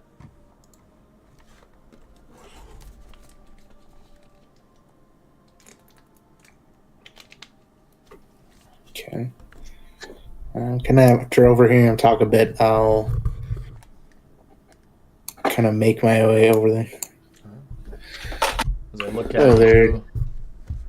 Huh? Who's that speaking? Hello, my name is Xylus. Can help but over here, seems you guys are miners of sorts. We're the dwarfs of Astoria. We keep this place running. Aye. As I've heard. So I did come to you asking, looking for some information. You see, we've been tasked to assist with clearing out or finding the source of trouble at the Mithril mines. The Mithril mines? You'll end up running away. What's done down there's dangerous shit, that's for sure. I wouldn't bother with it, laddie. That place has been long lost a century ago. Well, we'll have to find out for ourselves, unfortunately. It's sort of something set in stone, as it were. Oh, we have no interest returning to the Mithril mines as is, until it's cleared out. That place is cursed by the Titan Lutheria. Well, then it seems I may be of assistance to you if we're tasked with doing so. But our only trouble is we're not really sure where exactly it is currently. We maybe a faint direction of sorts, but the specific location it seems we don't have yet. Is that something you could assist with? Depending if you can do something for me. And what would that be? One of our oldest clan members. We seek closure. We'd like you to bury one of our lost kin in the Mithril mines. If you can find his body and bring him back, we would be paying you quite handsomely for the skull of the dwarf. They're willing to pay 10 gold pieces to get the dwarven skull of their friend, so they can bury him. And this dwarf is at the mines? The Aye. Mithril mines? Okay. Well, it seems that is something we'd likely be able to accomplish. So you get the 10 gold pieces once you bring the skull. It has to be a dwarven skull. It can't. You can try to makeshift another skull, but they'll use their history on it. Okay. As he tells you, from where you lie, it is northwest from here. Keep on the trail and stay on the mountain path. But I'd be wary, though. There has been Cyclops sightings around that vicinity, stopping from people going into the mines. Seems like Cyclops are all about these days. All right. Well, thank you for the warning. And thanks for the direction. I'll be sure to keep an eye out for your friends' remains when we do make it there. I would highly suggest watching yourselves. Demons look that place now. Etheria's fucking abominations. Feared as much. All right. Well, thank you, gentlemen, and have a good evening. Kind of make his way back to the group and kind of share with them what he learned.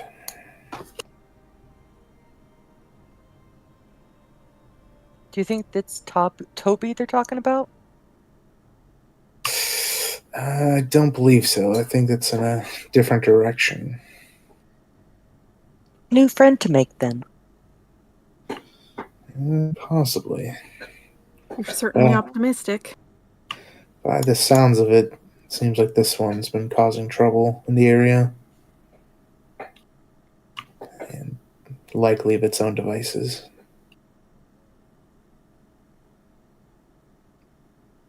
Give it purpose. Give it friends. Always helps. Well, we can certainly try the diplomatic route, but we should be prepared nonetheless. Yes. That, and they said that the mines have been taken over by demons of some sort. Letharian's demons? Tharia. Letharia's demons? They didn't give much specifics, but seems like we'll have our work cut out for us out there. Well, I think our friend knows a little bit more about that than us. Amber, he went to the show, but he knows those type of things. Yeah. We can check with him. Well, seems like we have the evening free. Shall we all go to the show? Like, are we half an hour late that we can get in at intermission, or You can is that a different type of show? No, you can go there. It's gonna cost you money to get in. That's I'll fine. go there then. I think I'll stay here and rest. I'll stay here too. Probably just start studying the. This time you guys don't have to be in the theater in Icewind Dale. Now you get to watch it. I would leave my pseudo drake or dragon with my friends here, so at least like if the theater's within like a mile or so, I can know if there's issue. Mm-hmm.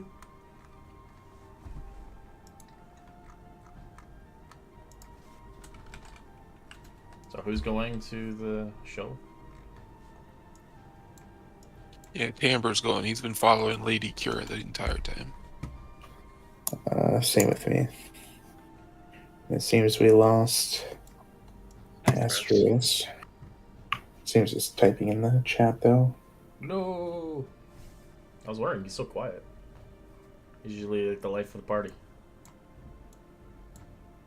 All right, so Tamber and Silas and Kira. Okay, His power went out. that sucks. Didn't it happen like last time? No, my internet went out last time. Oh. Damn you, shitty infrastructure.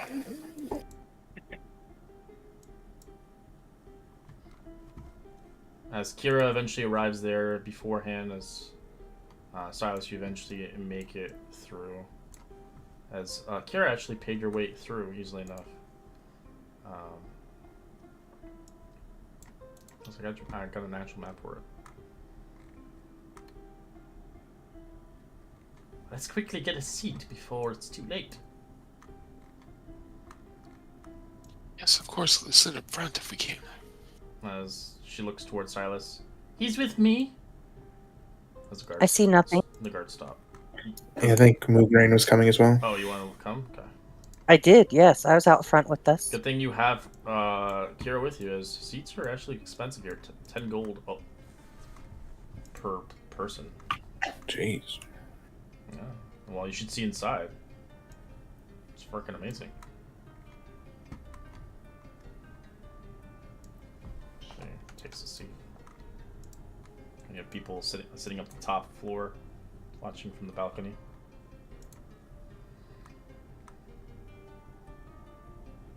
What an amazing theater. Oh, yes. It's a spectacle unto itself. Mm-hmm. The wine festival's happening as well. You should rather enjoy and see fit to take advantage of everything around here before it's too late. The wine festival? Mm-hmm. That's tonight? It's been going on for a few days now.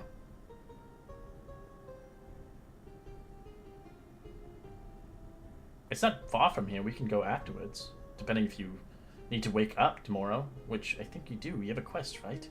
We might have to skip it. No, I'm okay. We'll skip the wine festival.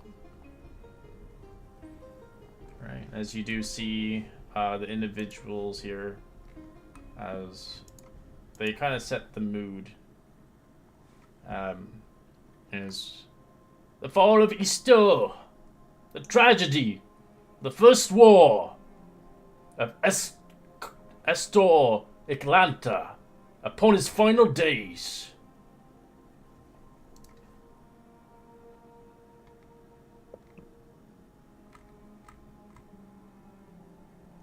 The world is torn apart by ravages of the First War.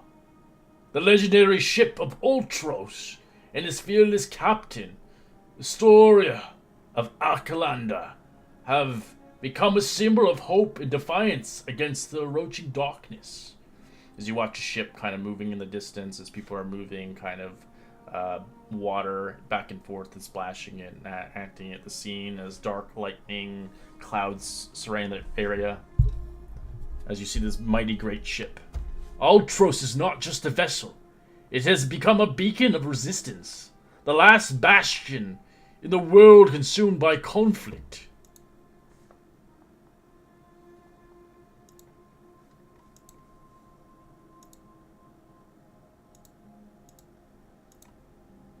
As you watch the actors change up as the scene changes gradually.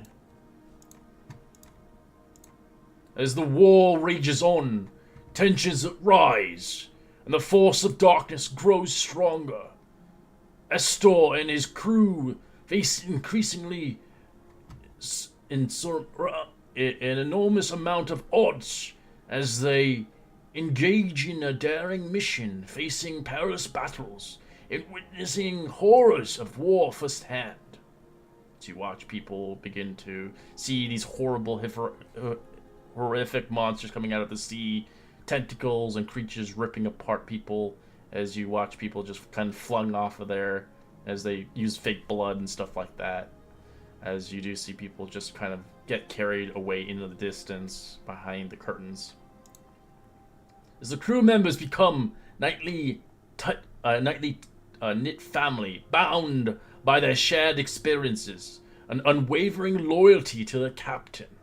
As you watch everybody kind of shine towards him as he's like a pedestal on the ship itself. However, the conflict intensifies as Ultros is cornered in a desperate battle against the overwhelming forces.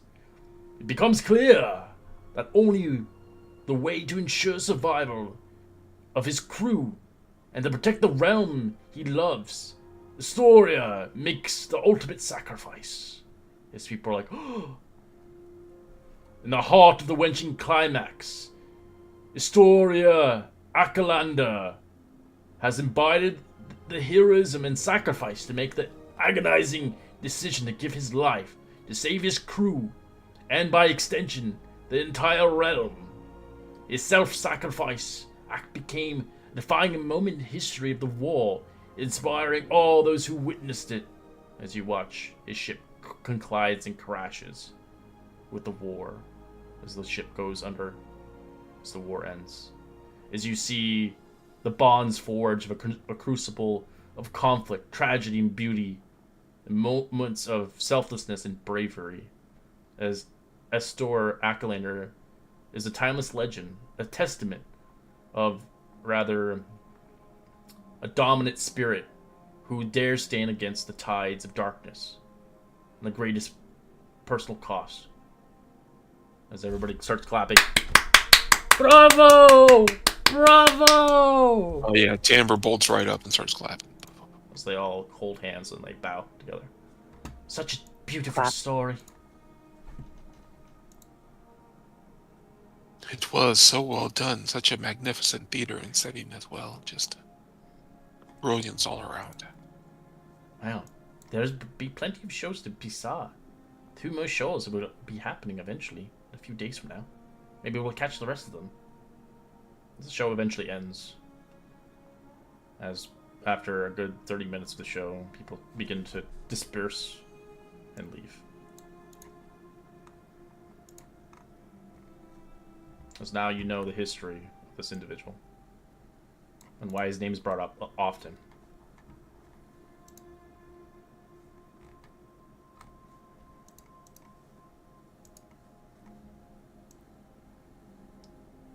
As you guys head back. We're going to take a quick 5-minute break. I hope you guys enjoyed that, actually. I will be back. I was writing Very that nice. up, actually, for a week. I was like, I don't know how to do this, but let's just wing it. You did great. Thank you. Very Yeah, very nice. good. Thank you.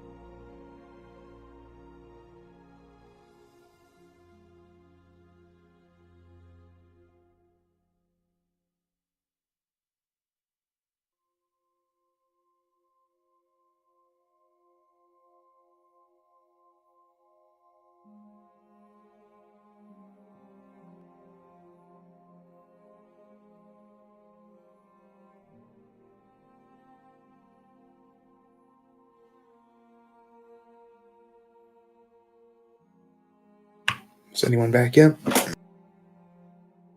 I'm here. Here.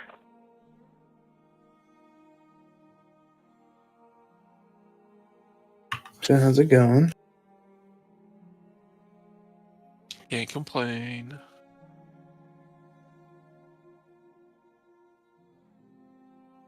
It's like finally cooling down up here. Getting that nice sweatshirt weather going. It is much too cold already. It's my favorite It time was of year. 90 today. Stop. It's 75 right now. That sounds disgusting. It's That sounds delightful. perfect. I mean the 90 during the day. Yeah, that sounds perfect. We had a breeze. It was Yeah. even better. Yeah, the humidity's low, so 90 is actually tolerable when the humidity's low. And it only lasts for like an hour or two. But if those hour or two just aren't perfect. It is currently 52 degrees here. That's open up the windows weather. I like that. Oh yeah, me too. Power bill lower. Yeah, sleep with the windows open. And just curl up in a nice warm blanket. Uh-huh. Sleep like a baby.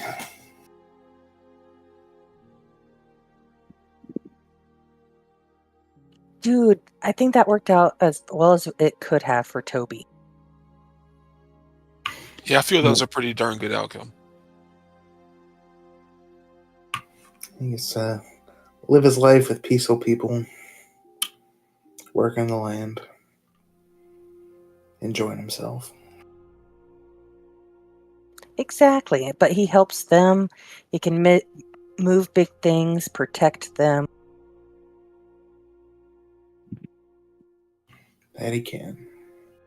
We change levels. I'm gonna change up some spells. I've taken a few offensive spells, but I think I'm gonna be mostly a support character. I think I'm gonna get rid of like maybe sleep or Tasha's laughter and take comprehend languages or something like that.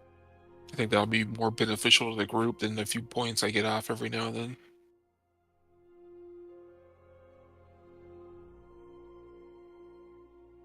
Yeah, do whatever you want, whatever you feels best. It's weird making a character that really has no offensive output. I'm so used to that being one of the main things you calculate on, but I just want to try it. I think bards, especially once you get some of those higher level spell slots, you kind of get a lot more versatility.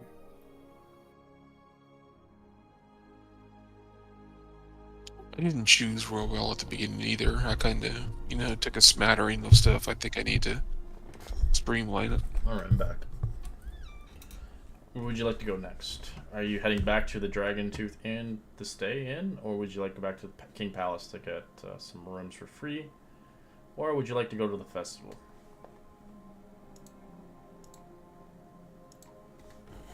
Would like to go to the King's Palace for a free room. Okay. I would also go. Might as well As send long it. as Calix goes. If he doesn't, It's awkward. You're like, we're gonna stay here, but, your dad's, like, okay with it? yeah, that's weird. So, Calix. I guess we can go to the palace. That's fine. I'm okay with the couches and the floor and shit. Just I never designed the map for bed, sadly, but it's okay. There was 2 floors, and it was like, you know what? I'm just gonna stick to 1 floor. It's just too big. Like, this is massive. This is a massive map. It's not necessary to have a second floor. It's like twice the size of this floor. I was like, I'm not gridding it. so. Can we just imagine this is just like It's supposed to be little? We're just making it a bed for you guys. Yeah. Because I on it. The second floor, it had like 15 beds or something like that. Ridiculous amount. Well, excessive. Yeah, and each one is a separate room. Like, it's a good map for sure. It's just not necessary. All right. As you guys begin to take your long rest and replenish yourselves, resting easy as you begin to sleep as best you can. As the next day springs forth, breath of fresh air as you find yourself well rested, ready to adventure upon your next journey of your chapter.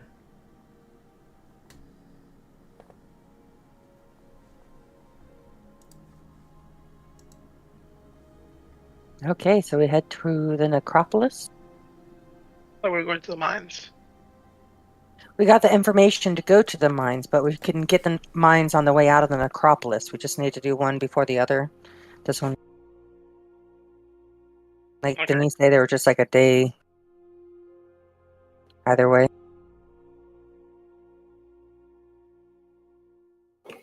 Yeah, it sounds like they're not far from each other. Exactly. So let's hope that Adonis will come back.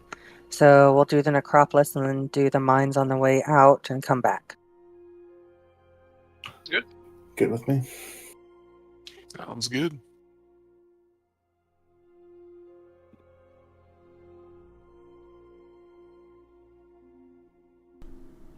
That's where you I guys. start carrying around the javelin of lightning a little bit more. Okay.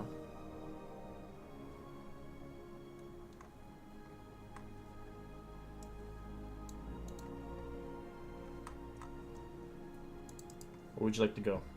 Which path? If you're going to the Mithra Mines, you're going to have to take the North Gate. Is it the same for the necropolis? Correct. Heading to the necropolis. Northgate it is. North Gate.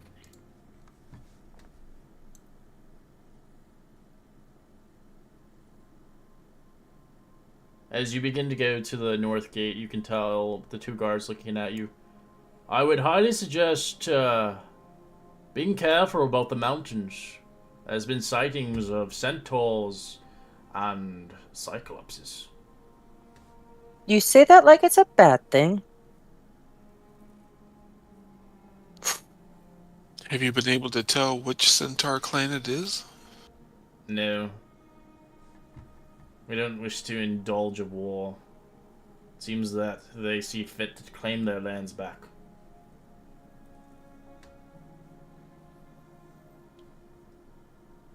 Seems fit.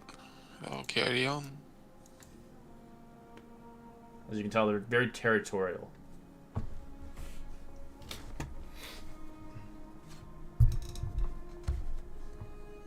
As it's hard to tell if they are truly working with Sidon or they have their own goals and values ahead, as the people are very strange indeed. So you continue, basically travel a long voyage. So we'll head on to the world map. As you begin to stay on the trail. So you guys are going to where? The top over here, right? Or are you going... Necropolis, yeah. Okay. Yep.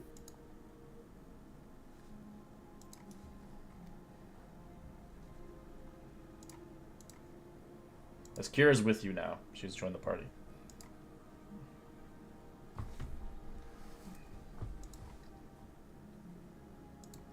Lady Kira, we are honored that you have joined us.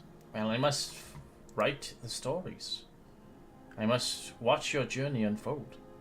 Eventually, I will be taking my leave, so I will be happy to join you upon your great deeds and see if I can help along the way. Thank you. We are still honored. We know you could sign a subordinate to do this, but that you have chosen to come along. I As of work a man of alone. pride and No honor. subordinate for me. Still, we appreciate it. Thank you.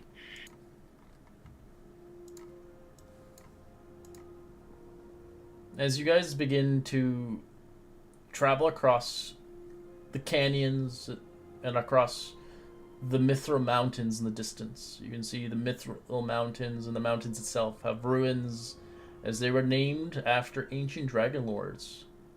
A DragonLord named Telemark was one of them. As the ancient time has worn bridges and the vast mist shrouds the chasms of cliffs, where the entrance of the tomb and the crypts are located. As this place is of death, but no living being stirs. The ruins are covered in a thick layer of snow and ice, which absorbs and enshrouds the area in eerie silence. As you begin to make your long voyage there.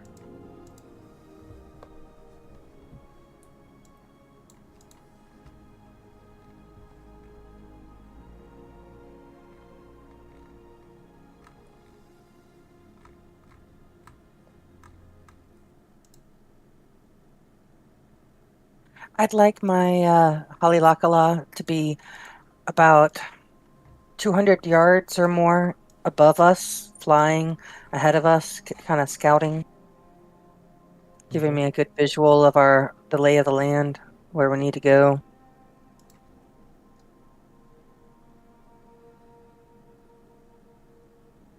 Did you know about the history of the necropolis, by chance?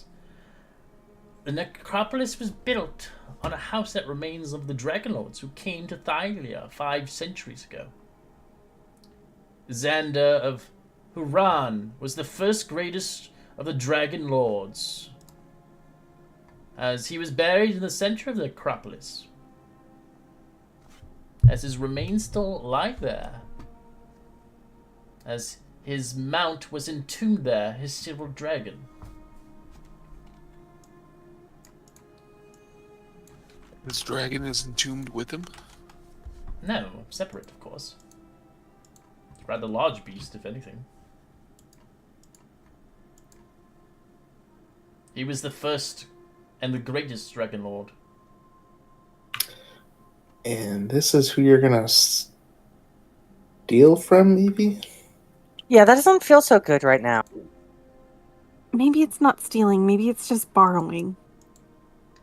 Okay, I will tell you this now. If his symbols match my symbols, you do not take them. Like, that's, nah.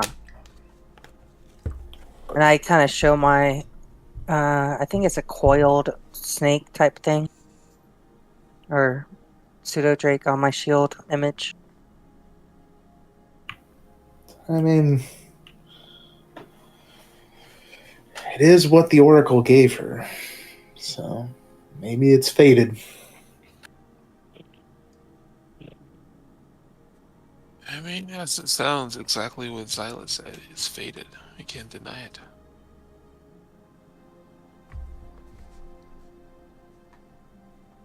Okay, well, I'll be watching and seeing that it's not. I don't know. We'll I'll be watching you. grave rob respectfully. Yes. Much respect to the dead. Well, I mean, like, if you come across it and it's like a glowing piece that as you get to it, it's like, oh, you get it? Great. If you're taking someone's head off and breaking their neck to be able to get the necklace, not cool. Let's hope he wasn't buried in the armor then. Yeah, exactly. So you're okay with grave robbing, just not body desecration. Pretty much. Oh, there'll be Be trials ahead. respectful. Indeed. I know the city of the dead is regarded as a sacred place, forbidden to anyone except other than the DragonLords. It is guarded by Damien, a powerful lich, as he was Xander's friend, the most powerful wizard of his day. He achieved the undeath, as he and all his friends had passed into the afterlife, and now he makes sure that no one loots the City of Treasures. What a wonderful friend. That's dedication.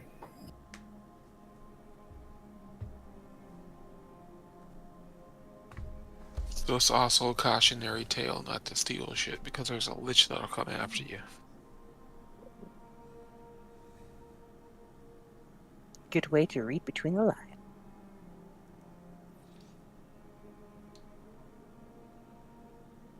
So what was your mission to come here? As she looks directly towards Eve. Kind of start walking a little awkwardly. Come now.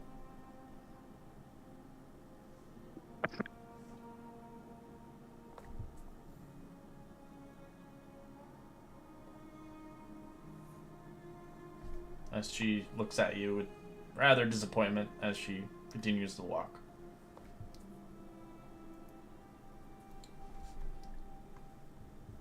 Who else is here for the necropolis? Just Eve, or is just anybody else? Was Astrios, but he's having power connection issues. Yeah. Oh, okay. Hopefully we get that situated. Yeah, because he's the one that needed to find the lich. Alright. As you guys begin to travel, as hours pass on easily, as you take breaks in between, drinking by the stream and breaking bread or rations as you see fit, as you continuously on the journey itself, on the travel. Upon at the first of your crossing of the great plains of Thyria, it is an uneventful one, sorry. The road of the necropolis of Talamok is well maintained but a little traveled, as the mithril mountains drift into the sight. You encounter a scene that is almost beyond comprehension. Dozens of massive stone arms reaching out from the ground, dwarfing everything around you for miles. As you see the arms motionless, it seems it has no purpose. This alien sight invites unraveling questions. What are the arms for? Who created them? Are they alive?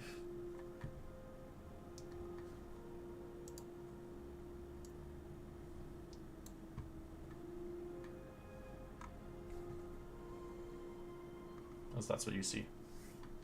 My bird's like maybe half a mile ahead of us. overlooking us? Anything out of the ordinary? Any movement? Any beasts? Nothing like that. But you do see this weird statue. It's like big colossus statue. Is there a way around? No, there is a way around. I'm just stating it.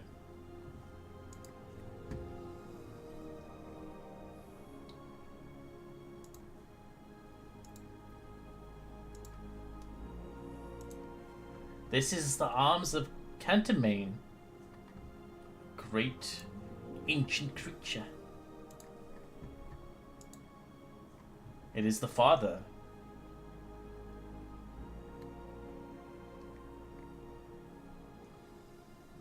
The father of Well, Thyre everything? as the mother. These are the great Yes, the titans of baby. old.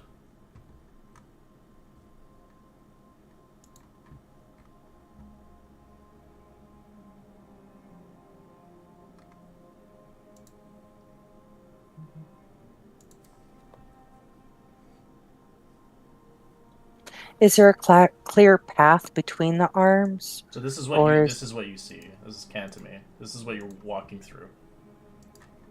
They're stone. That's not creepy at all. Not terrifying whatsoever. It's quite harrowing. As you see the statues of the arms of Cantamane, hundreds of hands of this titan.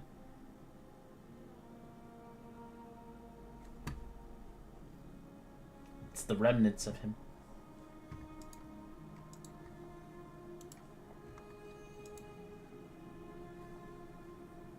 We came here willingly?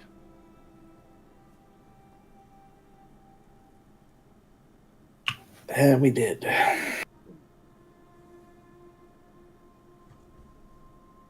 Should make for a good story or song.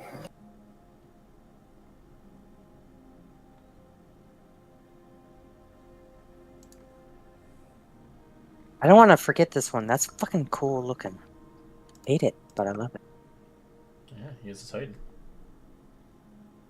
And that's why you see a lot of the titans, well, the children have multiple arms. I guess now it makes sense. But he's not actually walking it there, No, is it? no, he's not.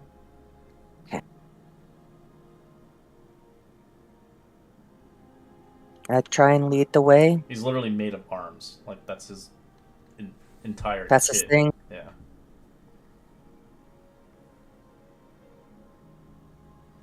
His shtick.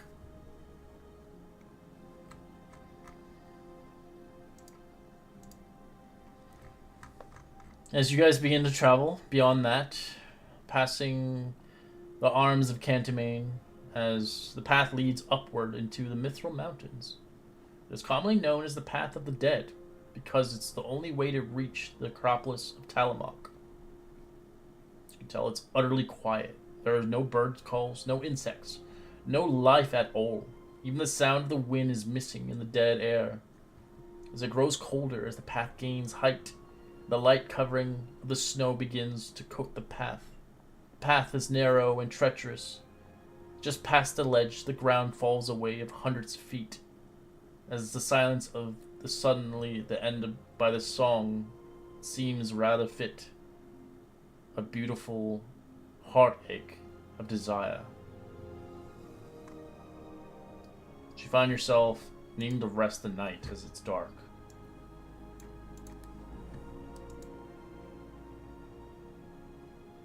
Finding a ledge and unpacking your things across the snow as you crunch it for the first time for some people that has never seen snow. As it's quiet and eerie here, as it's quiet beyond belief. Nothing lives here.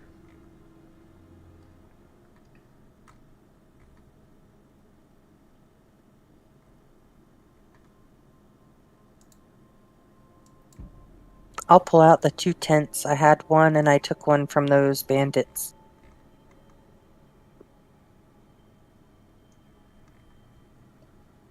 I'll take first watch.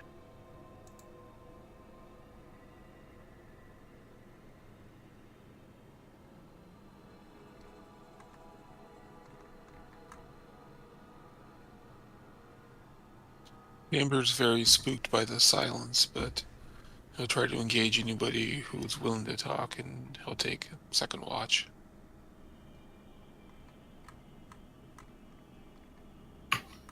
I can take the last 2 watches.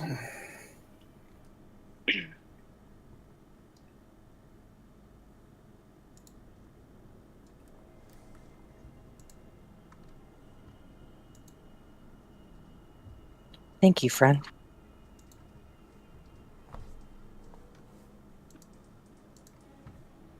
No problem.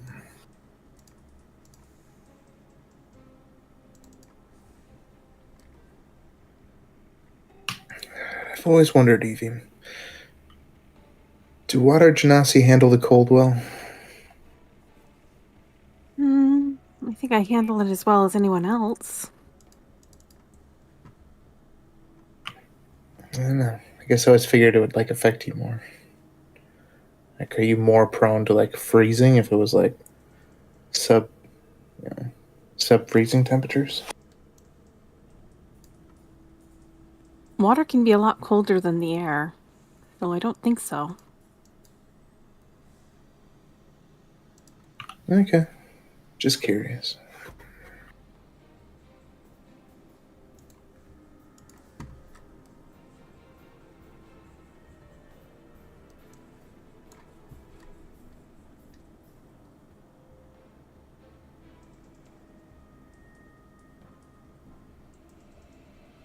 All right. Roll me a perception check as you begin to watch carefully.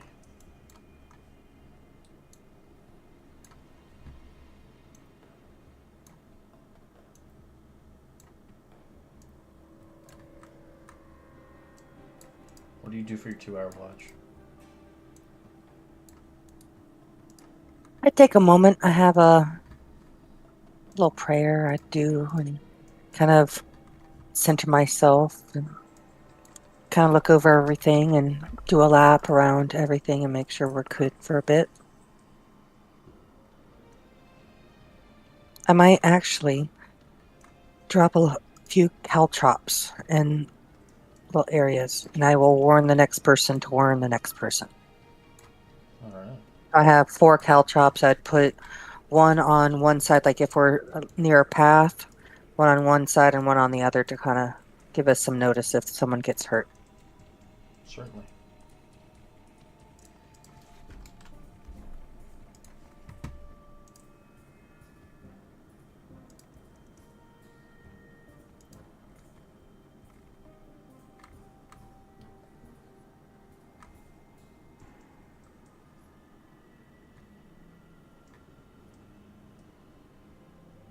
I do take a moment to admire my ring, the family heirloom. I kind of compare the horn with the family crest to the ring to make sure they have all the same little indications. Kind of admire them. Take a moment. Think of my family. All right. Right before I go to bed, I pull out a lock of the hair from my child that's close. And I tenderly caress it. It's so blonde, it's almost white. And then I put it back before I wake up Timber. All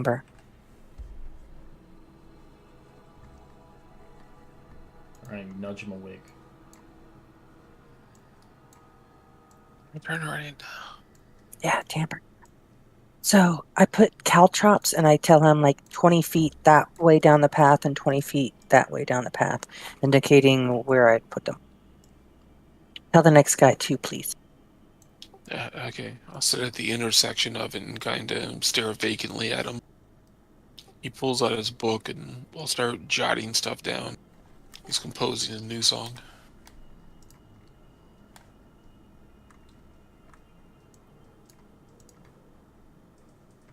Is that perception? Correct. 21.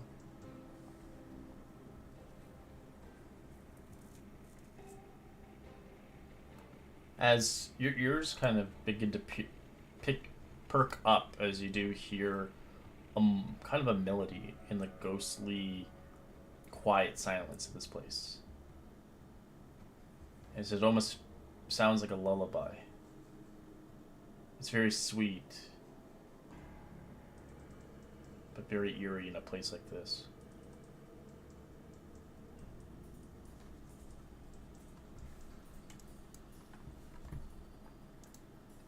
Since I was writing a song, can I kind of incorporate that into my song, this melody? Certainly, as I'd like you to roll me a wisdom save. Is everybody making me a wisdom save?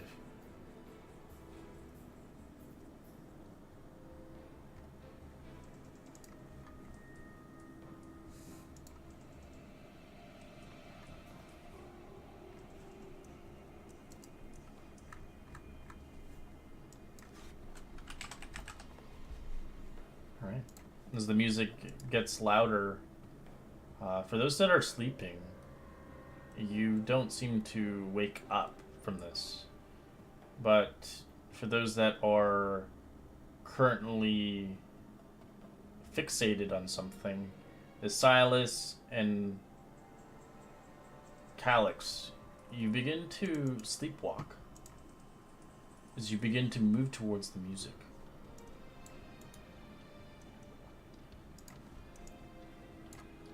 Do I notice this? You do notice this as their body begins to lift up like a zombie and begins to move on their own accord. Is this considered like a charm? It is. No, I'll stop. So I would have advantage on that. Okay, so you don't have it, so you're sleeping then. You're Oh, fine. So it's only it's Calyx then. Yepers. All right. As Timbre, you try to break him out of it. How do you try to? Or try to hold him down, or what are you trying to do? Is he's moving on his own accord? Okay, well, I'm gonna try something harsh and Hold person. Okay. Calyx, roll me a wisdom save. 7. He's paralyzed. Can't move. and then I'm gonna start screaming bloody murder. Alright, you scream bloody murder as everybody wakes up as you hear the screeching of harpies coming along the way. It's like your roll initiative as everybody starts to wake up. If you do not have your armor on, you will have to deduct it off your character sheet because you are sleeping if you are rocking medium or heavy armor.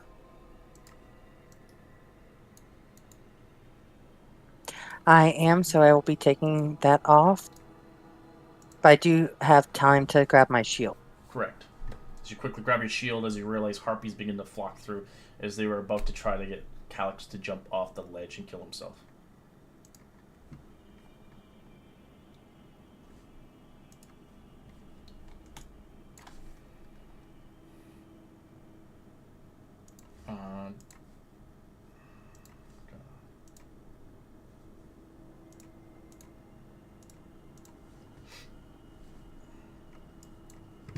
Alex, don't forget to change yourself to 30. Yep.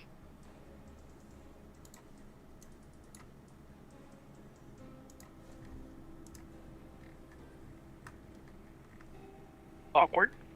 Oh, I forgot to roll these ones in as well. Was it?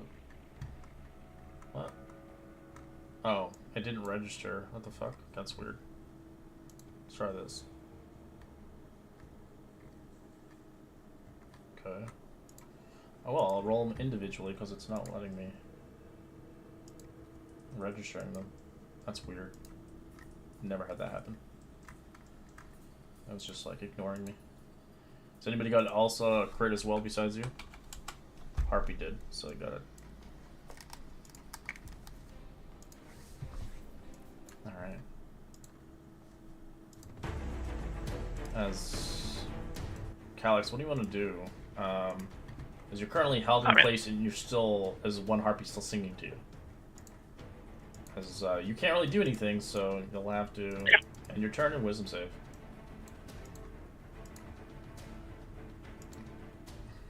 Oh. DC 14.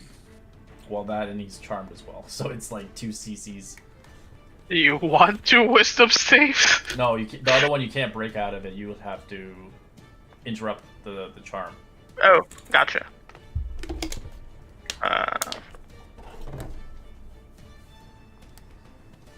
Oh damn, old person's concentration. Mm-hmm. I can press the end of turn button for some reason. Oh, that's why it's broken. Then I fixed it. I was wondering why it's not working on my end. You know. All right. This harpy is screeching out as it flies towards Eve, attempting to attack it. As she begins to make 2 attacks, one with her club and one with her claw.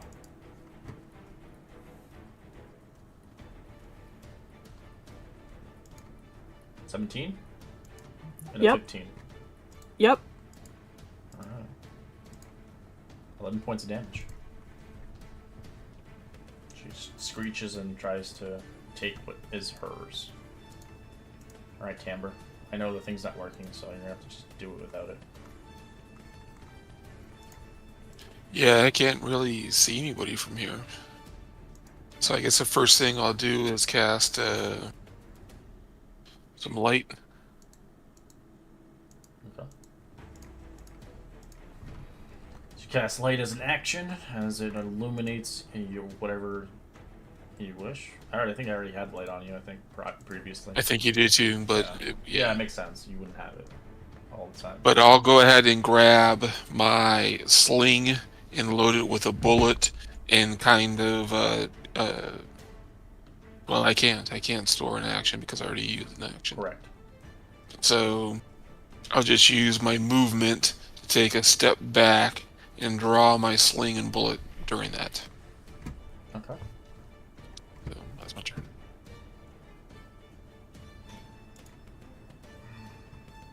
Ooh, Kira got a natural one. Gross.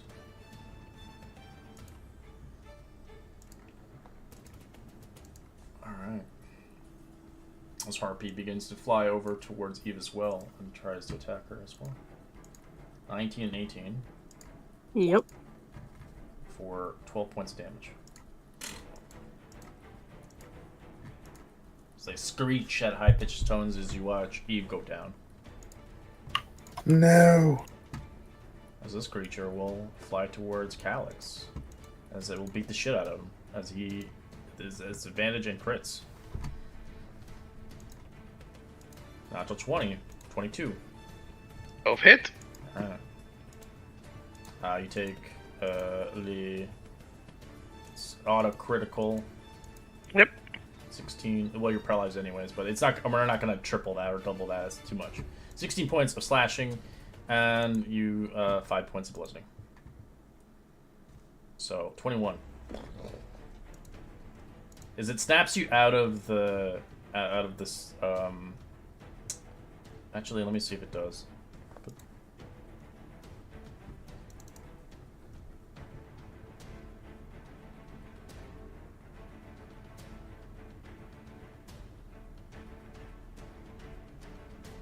No, not that. I'm talking about the other one. Oh, no problem. No, it doesn't break you out. You have to break its singing. Kira begins to panic and realizes... well, actually, she got a natural one. She actually is at the bottom. Forgot she got 11, but natural 1. Alright, Stimpy. Alright. Sinflay is going to fly down. And I had given it one of my healing potions, so it's going to administer the healing potion as an action. With this.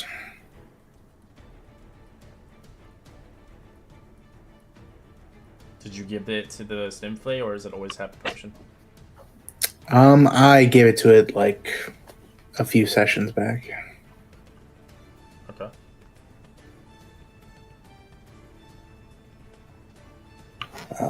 So it's what's the normal healing potion? It's like what 2d4 plus 2. Yeah. So 5 health. Okay, that'll end its turn.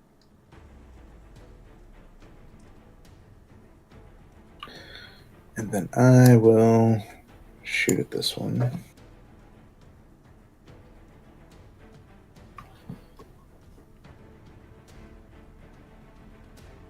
And 24 for 8 piercing. Which one? The closest one. Okay. This screeches in pain. Alright, you're prone on the ground. What are you going to do? You wake up, realizing quickly enough that you're in a bad situation. Right, I will stand up using half my movement. I will then disengage as my action.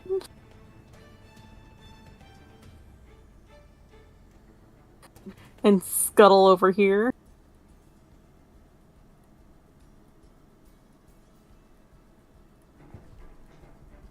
Alright, this harpy is continuously singing as it won't stop. That is its action. I am going to step up a bit, and I am going to do my Dragon's Wrath again. Okay. So each creature of my choice within 60 feet must give a 40 or a 14 wisdom save. Okay. Or be frightened. Sure. Wisdom save. Give me a second. Fail. Fail.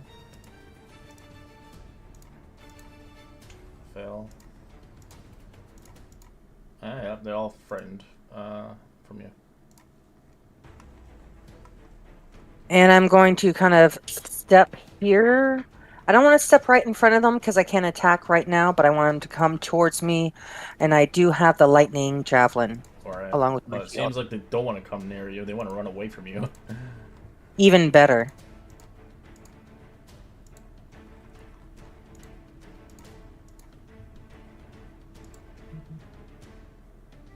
Is that all you want to do? I tried to hit my button and it didn't work. That's okay. It's delayed. There we go. As Kira begins to look, as she debates on what she wants to do.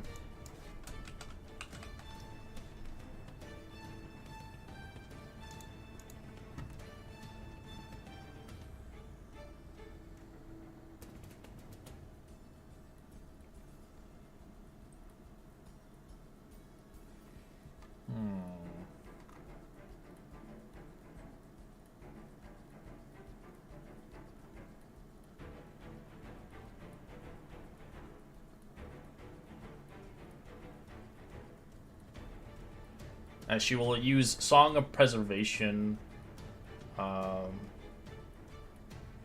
all of you, as you have now. Basically, what you have is so you make a con save with a DC +5 to the damage taken, and if on success, the ally drops to 1 hit point instead of going down. So it's almost like a undead fortitude for you, like zombie style. Very cool. She can only do it once a day, though.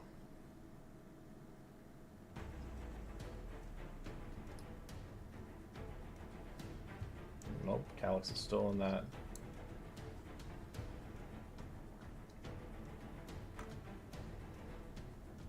Can't he do a save? I did. Oh, I failed. yeah, I see it. He My bad. Alright, You just didn't say anything. My bad. this thing begins to run away from you. It doesn't like you. Painful, you know. It'll action dash towards you. That ends the turn.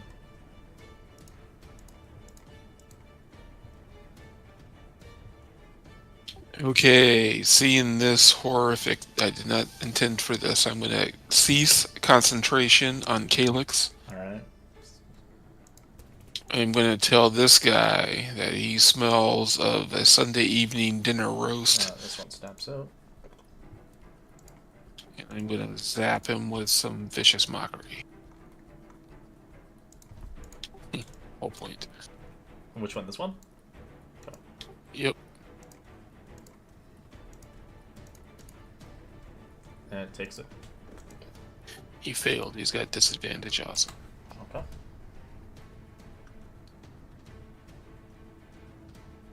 And I will take a step back to this point, and that's my turn.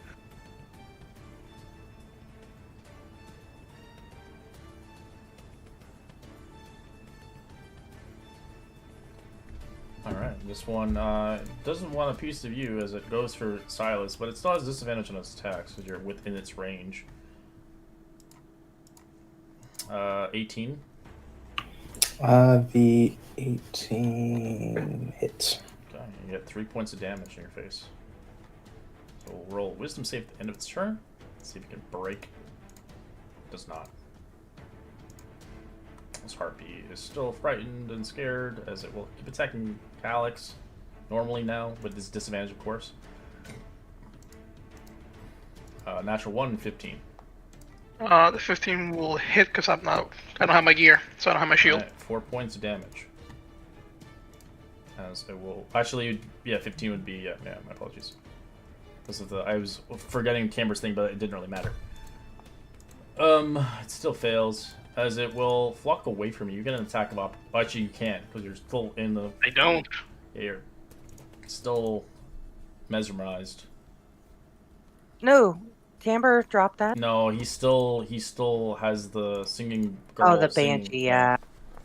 No one's stopped her singing. Alright, the Stimfe is going to attack it with its range attack. That's a hit. Does it 16 Okay. for 7 piercing. Gotta roll a con save.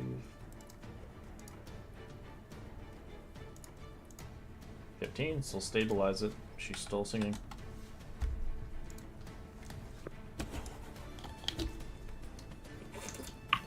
Alright.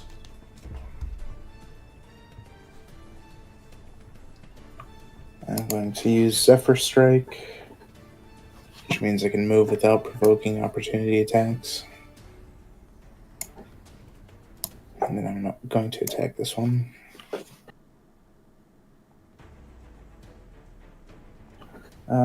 With advantage. Sorry, what? You moved away from this one? I'll use Zephyr Strike Zephyr so, Strike, okay. so it doesn't trigger attacks. Where are you attacking? The one that's singing. Okay, that's a hit.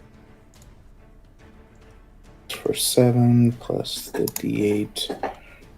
Zephyr Strike, so 8 damage. Alright, roll now her con save. She loses concentration as you're free. The singing stops. As you're like, oh, beautiful melody. What's going on? Why am I bleeding?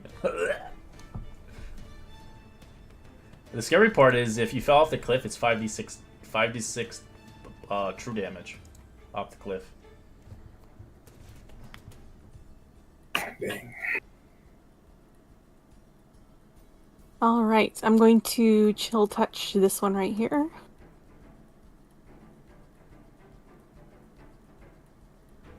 Chill touch 11 is a hit. Which one are you attacking again? Sorry, my apologies. Okay, I kind of thought of that one. All right. I'm gonna dash back to Kira, and that'll be my turn. All right.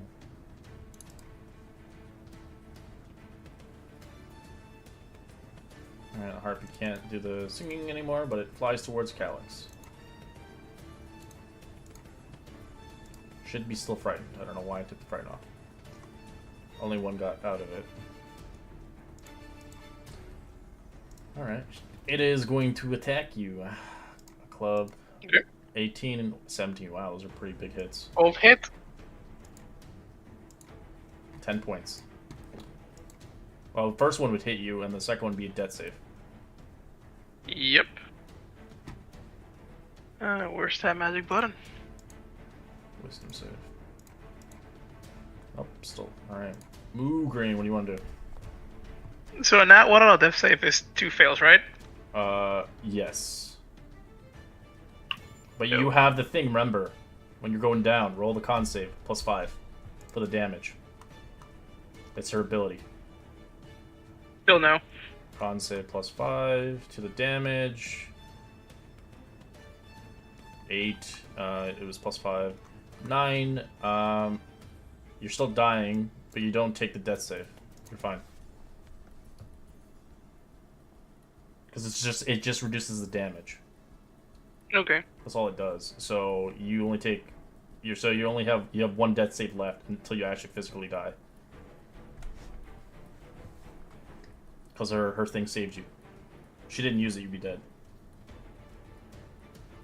All right, Green, what do you want to do? Well, it really does look like I have a nice little line right here, doesn't it? Type of thing, right there. Moves that way. That I would like to use my javelin of lightning and do my best to avoid my fallen friend. Okay.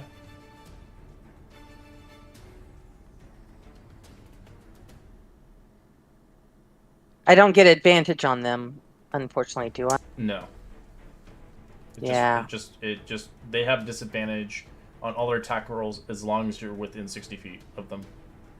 Does 10 hit any of those No. three? 10's a miss. Then I am going to pretty much Well, sprint so here to get when- here. when you throw it, you're not actually targeting them. They have to make a DC 13 Dex save. Are you using the lightning Oh, yeah. ability? Yeah, sorry. Oh, yes. it's literally an AoE. It's a spell. It's like the chain lightning. Oh. It's the big ass lightning. So if you're gonna Yes. you're gonna hit right here, right? So you don't hit. No, I had moved. I was more So how are you I gonna was shoot not it? getting- like this, trying to get it to them, but not my friend. Yeah, that's fine. Yeah, that's good. As you chuck it. Because it's as- only 5 feet. Yeah, so. Sorry, it's not. You don't do the damage. It's just the lightning damage, which is. 4d6. 4d6, and then what's the save? DC 13 Dex save. As you throw a Zeus bolt. That's a fail. Thank you, friend. I was like, what? What are you doing? I was like. Yeah, he had given you, it to me. You could use the weapon normally like that, but it doesn't really do anything extra. So they all fail. They take 17 points of damage. And that was before I had moved. That was the first thing I did. Yeah, it's an action to do that, pretty much. Yep. Then I wanted to move closer to my friend. That I was going to kind of move here Yeah, no worries. to move here to get here.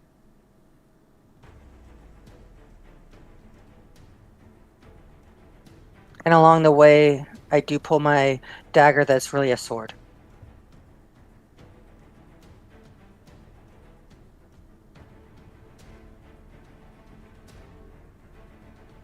Does the javelin come back to me, though? It just turns into a lightning bolt. That's all it does. So it's just on the ground. I'm still It- holding... No, it goes on the ground. It says the lightning bolt turns back into a javelin when it reaches the target. Yeah, so it's on the ground right now. Okay. Fair enough. Then while I was moving, I was pulling a weapon out. Alright, Kira.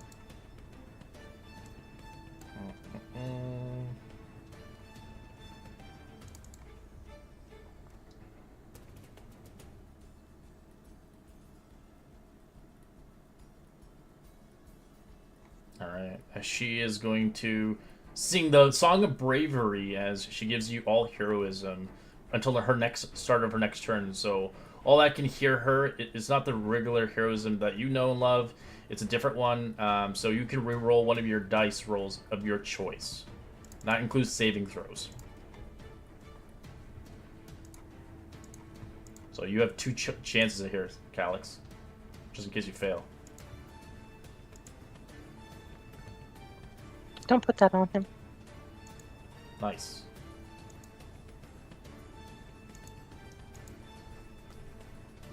Harpy turns around, screeching. It doesn't actually have the frighten thing as it smacks you, Mogrin. Let's see. Club, claws, 14 and 10. The claws do hit. As it scrapes your face for 5 piercing, or slashing, sorry. Alright. Timbre. Amber is going to drop the sling he has and pull his hidden dagger and try to stab this harpy right next to him. Sure. 19's a hit. 5.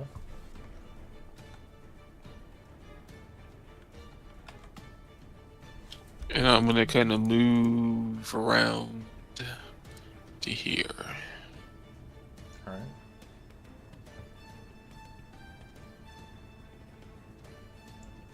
Alright, the harpy is going to go for Silas.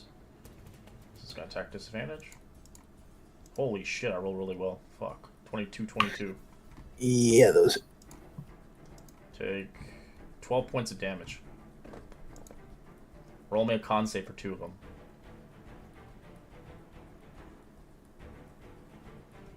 Alright, your Zephyr Strike's gone.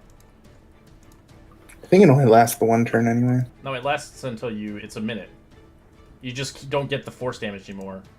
Oh, okay. You just get the, the mobile thing, But Gotcha. it's gone now. Alright, this one's gonna attack Camber. Disadvantage. Jeez Louise. 16 and fucking 18. Those both hit. 11 points of damage.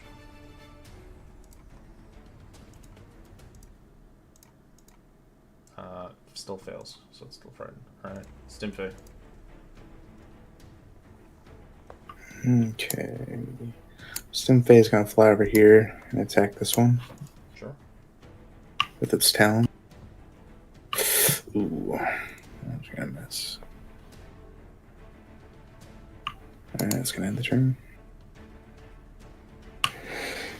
And me, I will attack it with my Copus That's it.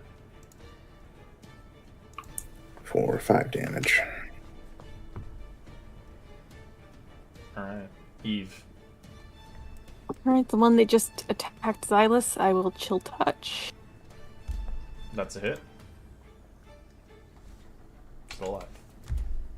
Alright, this one is going for Timbre. So attack twice. Would my bird get opportunity attack? Totally. Natural one. And 16, does that hit you, Timbre? 16 does hit me. Right, you take 5 damage. It's gonna do another wisdom save. Still frightened. Moo Green. I'm going to step up to get closer to both of them and do a lay on of hands to my friend and I give him 1 hit point back. Okay. Scalyx, you feel the life force come back within you as you feel really hurt, as you see your body just kind of healing over time, as your demigod natural instincts of your flesh starts to restore.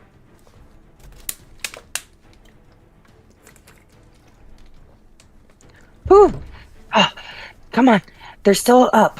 And I stand in a defensive manner while waiting for him to stand. Okay.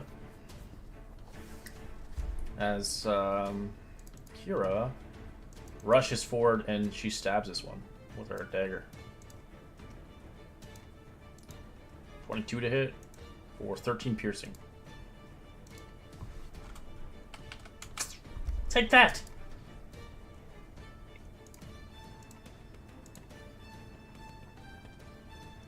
Oh my god, it's my first turn. Yeah, you're prone to the ground. What are you gonna do? Well, I would like to cry, but that's a free action. I have a guy who does that. Would picking up my gear be an action or a bonus action? Sorry?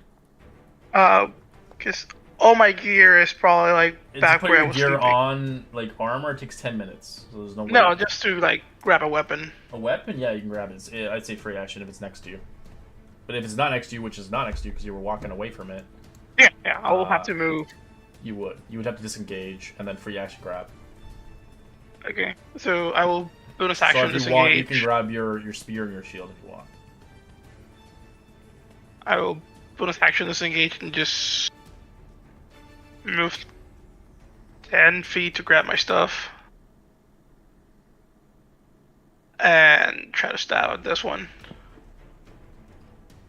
It's a free action to grab your stuff. And the shield, you're grabbing it as well? Nice. Yes.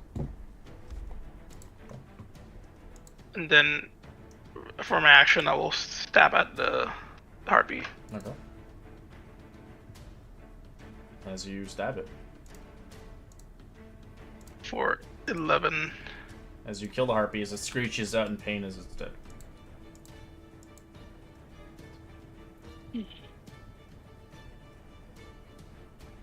This harpy One down. screeches as it will attack the Stimfey.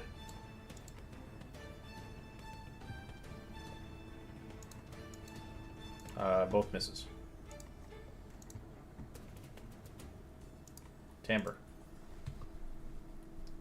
It's not a hero. He's going to disengage and come out probably over here.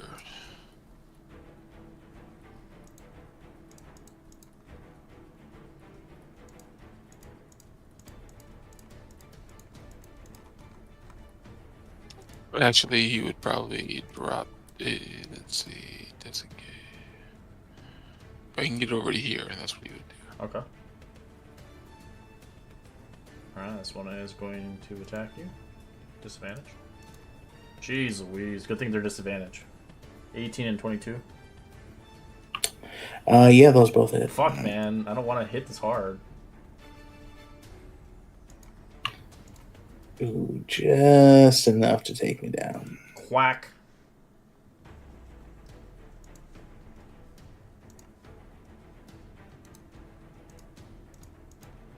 Nope, still trying. So it does not go close to Mugrain. It will actually fly towards Eve. This one's gonna attack Kira. 16 5 on Kira. Nope, misses.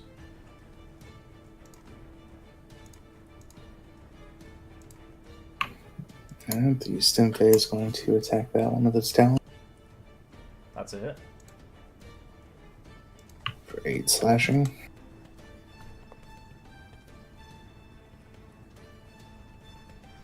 Alright, Silas, that's safe. Nice.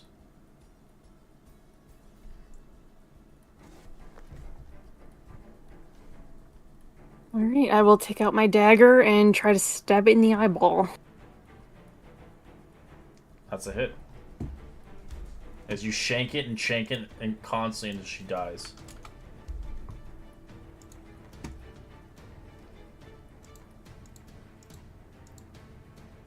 The one next to me is still alive, correct? Yes. Worse. 18 with my dagger. That's a hit. 6. Still alive.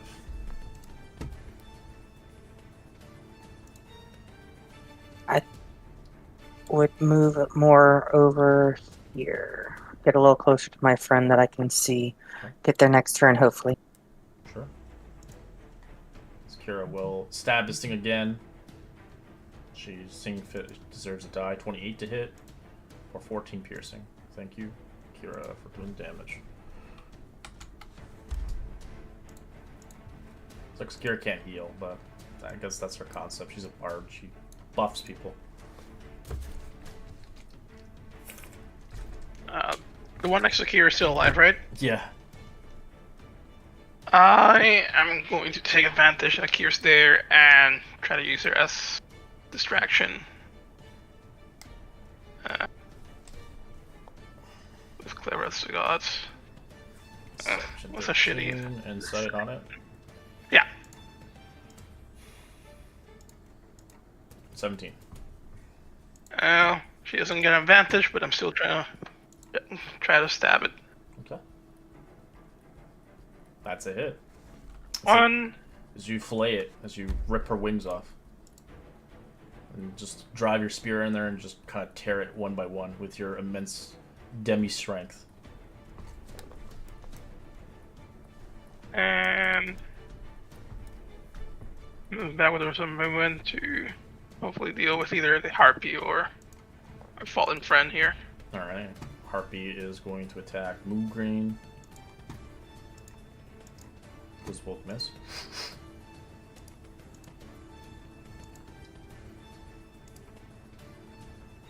Alright. It's up to you.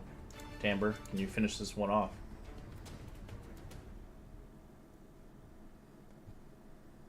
You there, Timbre? Alright, I'm gonna cast some vicious mockery on this harpy here. Okay. Say it smells like KFC out here. Alright, she fails as her head explodes. Just dead. Any comment? Not fun. I run to my friend and do another lay on of hands. Okay. 1 hit point back. What's going on? I can't see anything. It's so dark out here. That was close. Oh. Too close. This place is dangerous. Everything hurts. Agreed. As you see Eve there just smiling. She's like stabbed this harpy right in the eye constantly. We should just go. Come on, everybody. Yes, it's not safe here. We need to keep moving. Go where? In the middle of the night. We're exhausted. Some of us barely hanging on. Don't stay there. That's a known battlefield. Come on, we gotta. These guys can track. We just killed them.